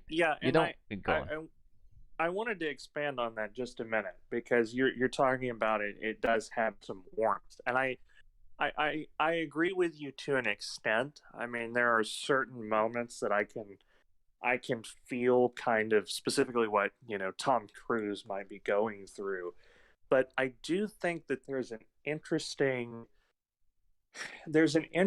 use of that sort of coldness that Kubrick uses that I don't know if you guys caught on, but this really kind of struck me is that the sex in this movie, it's not sexy at all. Yeah, that's very deliberate for sure. No, I know it's deliberate, but it's like, and I think this was actually part of the reason that the marketing sort of failed this movie, because this was the 90s. I mean, you had stuff like, you gotta show off the sex, Basic Instinct, yeah. And so it's like, oh, you've got Tom Cruise and Nicole Kidman. Tom Cruise and Nicole Kidman, the Hollywood sweethearts, like getting into some nice hot sex. But this film, like, all of the scenes involving erotic imagery, they're sort of like clinical. They're very I mean, like they're just going for the motions. Yeah, and I mean, it's crazy to say that Crash is somehow more sexual than this film, but this film really, it does a good job of, like, it's putting this sort of glacial distance between you and what's happening on screen, to where, I mean, nothing is exciting in the traditional sense. I mean, nothing's titillating, like, no, except for like maybe like a couple of cute girls like kind of trying to seduce him, but once you actually like see the act on screen, it's very, like, from his perspective, it's very awkward and cold. And when he's walking through the cold and he sees all these people having sex, like, it's just a very strange and bizarre experience. Like, it's not sexy or titillating at all. Well, and I mean, one of the scenes of like brief nudity is like he's examining a woman's breasts at a doctor's office. Yeah, I know, and that's how it feels to him at that point, because it's like it's just another patient, you know, it's just another day in the job, and Nicole Kidman kind of chastises him for it. Yeah, like, you know, I mean, I think it's those little subtleties that I think really elevate this and make it so much more than I think the marketing made it out to be. Yeah, because how do you even market a film like this? You know, first off, how do you even market a film like this? And this is the thing is that, you know, go on. Kubrick always had a hand involved in every step of the production, including the marketing, including how it was distributed to theaters. And he unfortunately passed away not long after he submitted the film, and like days before it premiered, or months, I mean. So he was not around to really guide the marketing to help sell the film in his vision.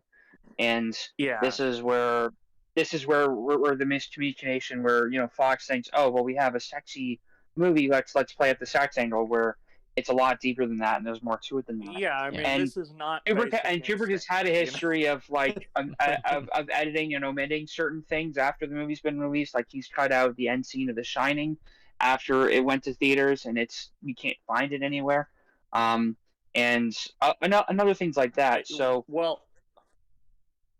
I'm leading to something here. So I came across today. This was an article from 2017, but this one editor tried creating a fan edit of Eyes Wide Shut with the idea in mind that what if, you know, Kubrick was around when this movie was released? Was there anything that he would omit from the film? And there's like an attempt there, and there's a whole written article explaining his methodology. But what he decided to cut out was 40 minutes total, and a lot of it had to do with like the side characters that he encounters. And for me, those were some of those potent parts of the film. They make the movie, and it shows how it's like his interaction with the shop owner, where he rents the costume from, and the whole encounter with that daughter. There's so much happening in that scene that's underspoken, and it's just through the body language. And he cuts out all of that, and I'm like, there's so much there that you're missing, you know, by all omitting those weird encounters. Like, that's what makes these movies so special. And I love how that scene starts off as really funny and goofy. As like they're like locks a bunch of men behind a door. He's like, "Gentlemen, please, will you please be quiet?" It also has my second favorite deliberate break of the 1080-degree rule.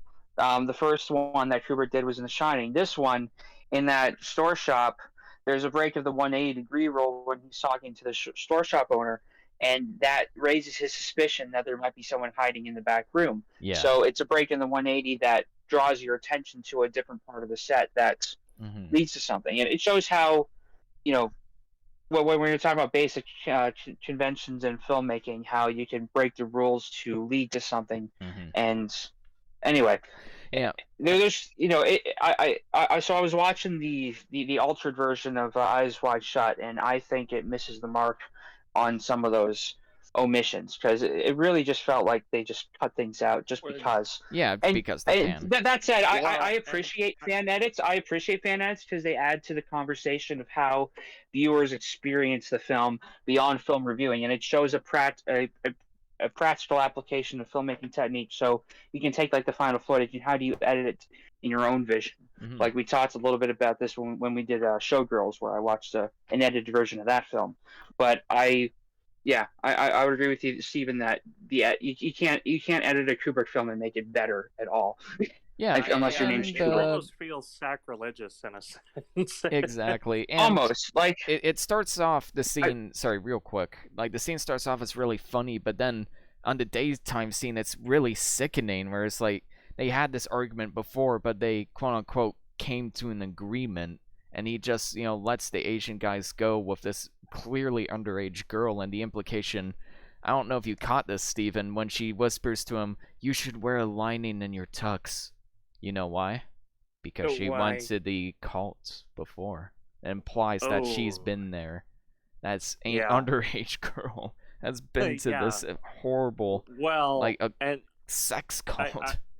I agree with Devin that cutting those interactions. I think you would definitely lose something because Yeah. I mean the film is so deliberate, and we touched on this a little bit, but like even the fact that in the very beginning of the film, Tom Cruise has two beautiful women on his arm, and they're sort of walking through, and this grand sort of gala, you know and he says, well, where are you going to take me? Like, where are you ladies taking me or something? Mm-hmm. And they say to where the rainbow ends. And the costume shop is literally named Rainbow Costume. Yep. And I think one of the girls You at the have party Christmas was lights one of all those over the twins. place. I think one of the girls at the party yeah. was one of those twins. The one that was initially trying to seduce him. He's like, you want to have a little fun? Am I crazy, or was that the same girl? Because the film kind of plays that in your head, where it's like you wonder if certain characters were at that party, because a lot of people think the man that was trying to hit on Nicole Kidman was also at that party, and that was the guy who nodded at Tom Cruise when he got into the party, and details like that I just love to pick away at. Yeah, no, this film definitely has a lot. It's both on front and center and under the surface, and I mean, wow. I mean, I think that there's something to be said for doubling and maybe sort of, and I hate to get too pretentious here, but like Jungian sort of mirror selves, because if you notice, there's a lot of things that happen in twos, like the two women on his arm, the two Asian American men. Yep. And it's also, I mean, Stanley Kubrick did a lot of interviews prior to this where he expressed interest about Jungian sort of psychology. And it's also worth noting that one of the books on the prostitute's dresser there, aside from the other book that I mentioned earlier, was Introduction to Sociology. Yeah, that checks out. It's and this interest in Jungian psychology has been present in Kubrick's films before. I mean, in The Shining, look on the at desk the two of girls in The Shining. 2001: A Space Odyssey. There's Dave and the other astronaut. There's always like themes of doubling within his movies. Like on the desk of the hotel owner, they have Carl Jung's Red Book, which very few people could have obtained at that point. And this was a big, crazy book that Jung wrote in the transition period, where he was interpreting a lot of stuff from dreams. And there's a very deep kind of look into that you can find. I'm not going to get into it, but he's been very interested in Jung's work for a long time, and he injects that into his work, and with these references of his books just lying around and other symbolisms. I mean, it's very potent. It's very clear, I'd say. Yeah. This is Tom Cruise's best performance also. I just want to put that out there. I have not seen him better in a film. This is probably up there. It's hard for me to say whether I think this is his best. I think it's so far removed from everything else he's ever played. Yeah, it's a lot more subtle. But you can tell, like, there's always something. He matches that face where you can tell there's just always something going on beneath the surface, and he's always not quite 100% there. And he matches, like, the dreamlike nature of the film perfectly. I think this and Magnolia are his best performances. Yeah. I think he's better in this than he is in Magnolia, but I do love him in Magnolia, too. Well, I mean, and again, that sort of goes into he's doing two different things. But it just depends on what you prefer. Yeah, those to me are his best. But I mean, dear God, I mean, he is. Yeah, and I mean, also a large part of it is, how many takes did he do?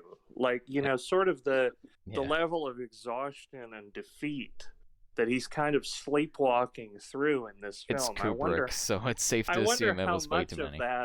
This film took 3 years to shoot. and there was like about a year of reshooting. So there was him and Nicole Kidman straight up had to get an apartment in England by Vincent D'Onofrio's recommendation, who was in Full Metal Jacket, who admitted to how long he draws out his shoots. And I think this film's a good indication of how, getting apartments or helping set up your crew is important to their commitment to the role, which is something the filmmakers of Rust were not privy on. And look what that got them. Yeah, we had to bring that up. I'm sorry. It's also it's worth noting that two actors, or one actor, one actress, were attached to this film, but due to prior engagements, had to leave. The first of which was Jennifer Jason Leigh, who actually left this film because she had to go do Existence. Hey, it all comes together. So that's kind of a... Who was the actor? Yeah, the other actor, and there's debate about whether or not it was a scheduling conflict or if he just said, no, I'm not doing this. Kubrick's an asshole. And that was Harvey Keitel. Supposedly did not get along with Kubrick and his directing style. Despite not being in any of his films. I think it had more to do with the latter. Like, the story that I heard was from Gary Oldman talking about it, where I think Kubrick made him walk through the door like 8 or 9 times, and he was going to have him do more before Harvey got fed up, saying, "Well, what the fuck are you looking for? You're fucking crazy." Yeah. Like Wait, what Kubrick movie was Harvey Keitel on? Eyes Wide Shut. He just had him walk through a door as part of the audition or as part of a scene. Wait. And he was just having him do it multiple times. I think he was considered for this movie, or maybe it might have been another one. That was part of the audition. Okay. It was early on in the process, but Kubrick was having him just do a thing multiple times like he does, and he just got fed up with him. Just right then and there. Which is kind of based in its own way. Oh, it is. True. I mean, kind of badass. I mean, it's I guess there's two methods of approach. The Kubrick method is to literally make the actor walk through the door so many times that they look defeated, or you just tell them to look defeated walking through the door and they get it on the first try. Yeah, it can go either way. Yeah. I think you can trust your actors to know how to act and how to carry their body and to convey a certain emotion. Yeah. You don't have to literally put them through the paces to get them there. It depends on the actor too, probably, at least in his mind. This is true. I mean, also, this is just something I wanted to briefly talk about, but Tom Cruise brings up the fact that he's a doctor. It's his get out of jail free card. It's did you know I'm a doctor? He pulls out his wallet and he's showing his medical ID like it's an FBI badge. Yeah. And it reminds me of I love his response to that. He's like, "Okay, you're a doctor. That's nice." The actor. Yeah, well, no, it reminds that guy reminds me so much. What was that guy? The hobo in Batman Begins. The guy who was like, "Oh, that's a nice coat." For some reason, the way he speaks and looks reminds me so much. Stuff before, but maybe Eastern Promises. Yeah, maybe he's so great because he's really funny at first, but he kind of ends up feeling really creepy with that realization in the day sequence. Yeah, that scene I can't stress enough. That made me feel sick to my stomach more than even any of the occult scenes in the film, which were. I didn't think we'd have another Kubrick movie of creepy masked people fucking each other, but here we are. Yeah, I was just gonna say the fact that Tom Cruise is always bringing up how he's a doctor. Yeah, it reminds me of those memes of how Ben Shapiro talked about his wife as a doctor. Actually, theoretically, no, but I mean. And it's cool because it ties into his character that's literally Tom Cruise being a doctor is the only thing that he has, right? Mm-hmm. When he goes to these sort of elite circles, which is where he wants to be, where he wants to see himself, he's so far out of his depth that they're just like, get the fuck out. One woman literally has to sacrifice her life to set him free. Yeah, and I mean, that speaks to, like, he is emasculated through film so much. Yeah, and then that's kind of what the film's about too, is that, it's anti-capitalistic in the sense that, without all of the things we value, such as sex and money and power, what do we have? Like, our lives mean nothing without all of these arbitrary things we surround ourselves with, and that's why the film is set in Christmas, as a very, like, pessimistic view on that kind of behavior and holiday, and this should have been a Christmas episode. Yeah, the rich have always been sucking off the poor. Yep, and this film handles that message way better than the other film we talked about. I guess this movie fits in the category of, I bet you didn't know this was a Christmas movie. Oh, yeah. Well, it's also worth noting, I mean, again, back to sort of the deliberate nature of this film. Tom Cruise's name in this film is literally Dr. Bill. He's like Dollar Bill. Yep. His first line in the movie is, "Where is my wallet?" And it's just like, I noticed another thing that he did, like with the taxi driver. It's like, I'm gonna give you $50 on top of it, but he tears the bill in half and gives him half the bill so that he waits around for him. And it's useless. And like, who the fuck does that? Like, even if you stitch it together, I don't think anyone's gonna accept that. It's just like he's just unaware of how much of it. He pretends to be like this great noble guy. It's like, no, I can't do this. I have a wife at home. But that only ever happens if he gets called by the wife at home, or if he gets reminded about his wife. And he deludes himself into believing he's this noble, honest guy, and that's just a perfect example of that, where it's like he rips the bill in half. He's like, see, I'm saving the rest for later. This is a clever thing I'm doing, but in reality, that bill's useless now. That taxi driver deserved to ditch your ass back at the party because you're a fucking asshole. Yeah. No, and I mean, it's also interesting, I mean, talking about that sequence in particular, like, and sort of what we're talking about, like Tom Cruise, when he's walking down the street, all of the dudes that start harassing him start calling him these slurs, because, like, no real reason why, but they start harassing him because he's gay. Yeah, is what they think. That's the only part that felt a little unconvincing about me. It's like, okay, so hold on, hold on, okay. So in the book, that's not the case. In the book, they're harassing him and calling him anti-Semitic slurs because he's Jewish in the book. And so I think Kubrick's intention was to really, I don't know if hammer home is the point, but just sort of that emasculation and that sort of sexual repression. Frustration, yeah. Yeah, frustration that he's experiencing. And, I mean, we haven't even talked about the technical aspects in this film, the framing, the mise-en-scene, the lighting. This film kind of specialized the bisexual lighting before Nicholas Winding Refn did. Oh, wow. Blue and red, baby. Yeah, I would love to see Ryan Gosling from Drive start killing some of these people at the party. I would pay so much money to see that movie. But yeah, the lighting is gorgeous, the framing, there's so many long takes where so much is happening, and there's so many extras.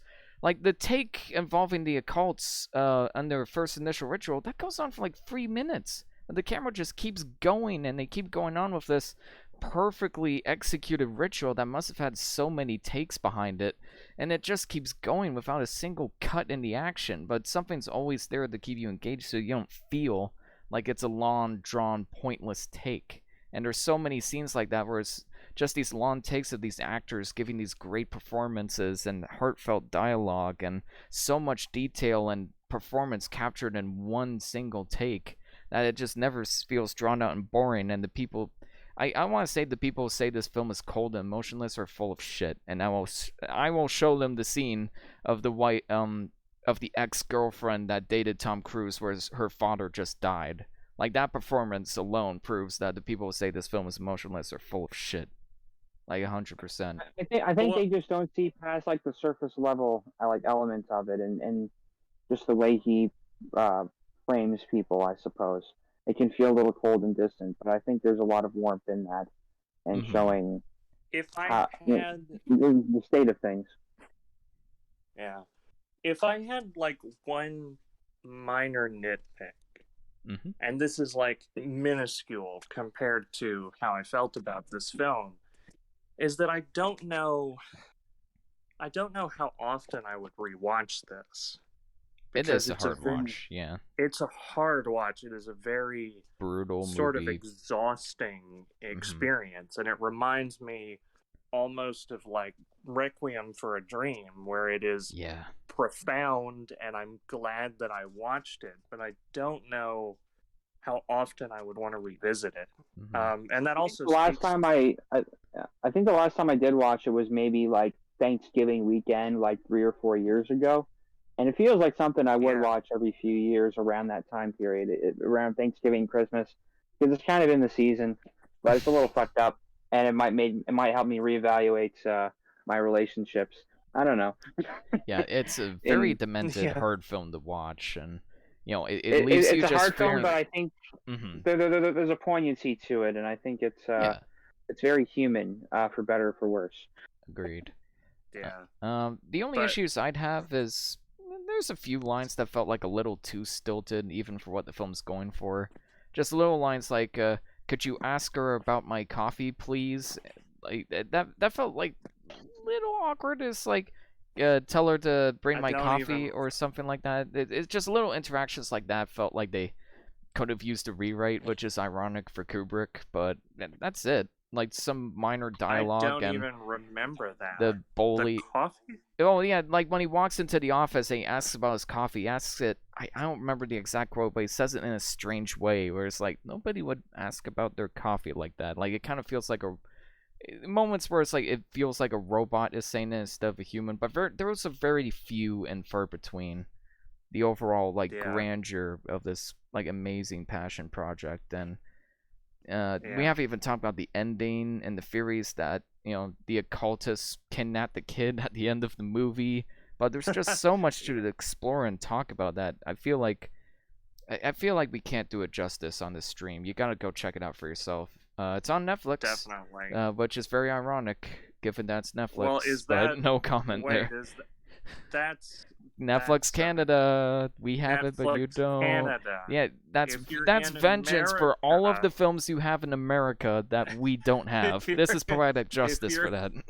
If you're listening in America, you should watch it on HBO Max, and not commie Netflix. I'm kidding.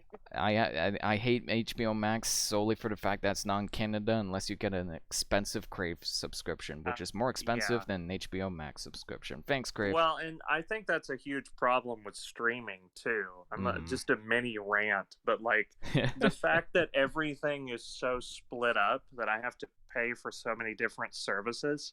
Like, I mean, I was trying to watch a movie the other day, and it was a Gaspar Noé film, and it was like, it's not on any streaming service in America. So I could either like pirate it, or I would have to set up a VPN to try and watch it in Australia. Just buy Blu-ray. And it's like, this is absurd, you know? I know. It's ridiculous, but on a brighter note, ratings. Yeah, well, just one more thing, because we did talk, we briefly touched on the conspiracy theory angle here, that Stanley Kubrick was murdered by the Illuminati for exposing their secrets. So there was an article in the Daily Beast that says Vivian Kubrick, the reclusive daughter of legendary filmmaker Stanley Kubrick, has been accused of spreading anti-Semitic conspiracy theories, anti-vaccine propaganda, and violent far-right-wing memes on Twitter. And she was suspended from Twitter for this. So I don't know. I'm guessing she took Eyes Wide Shut as a documentary. I don't know. Well, here's the thing, that like people by her own admission and by several people that knew him, they said like he didn't have any health conditions whatsoever.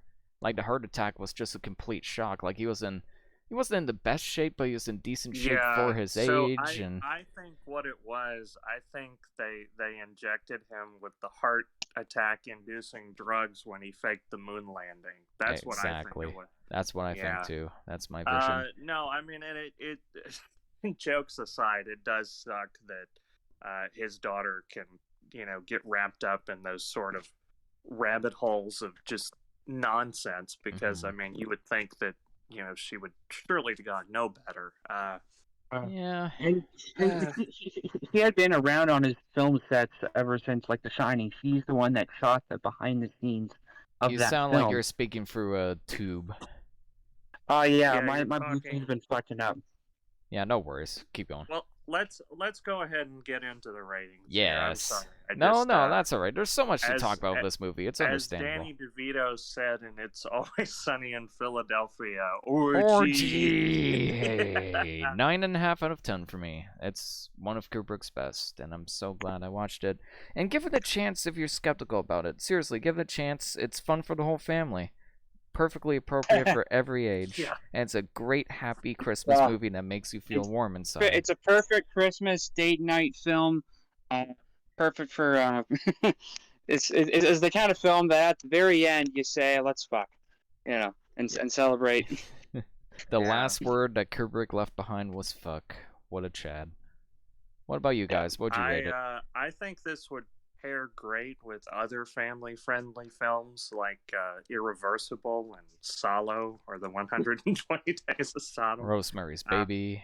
Oh yeah, definitely. Die Hard, because that's a Christmas movie too. Oh yeah, Possession. That's good. 10 out of 10. This is a masterpiece. Woo! What about you, Steven? Sorry, Devin. Yeah, I already gave it a 10 out of 10. I know. The other guy. I'm gonna crank that up to an 11, because fuck math. 11 out of 10. Awesome.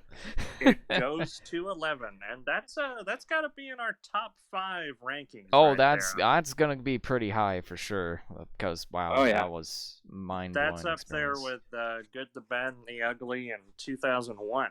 Consequently, or coincidentally, another Kubrick film. So. Yep. Just shows how masterful of a director he was. That's it for Tuesdays with Moire. Thank you for sticking with us on a particularly weird and controversial episode. We'll see if YouTube keeps this one up. Yes. Next week, it's Devin's turn to recommend some movies. Devin, during the podcast... How come whenever this happens, it's always a surprise, and I always have to, like, hum and haw and try to guess what it is? Oh, I'm sorry. No, it's all good. Man, it's November. I feel like Remembrance Day is coming up, and we should talk about something related to that. Last year, we talked about Come and See, which was a really devastating film, but a worthwhile one. And I think there were some other ones that I wanted to cover around that time, but we didn't get to. So what do you guys think of doing something like that? I have an idea for war films. Oh, hit me.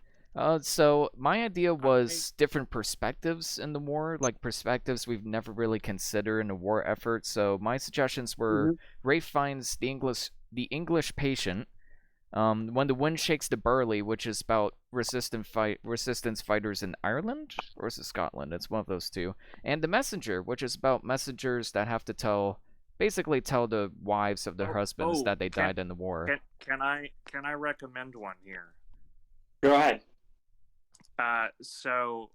Sam Peckinpah did a war film that was told from the perspective of the German soldiers, and it was called Cross of Iron, and it is incredibly controversial because I think it's one of the only World War II films that actually is told from the German perspective. Which might be...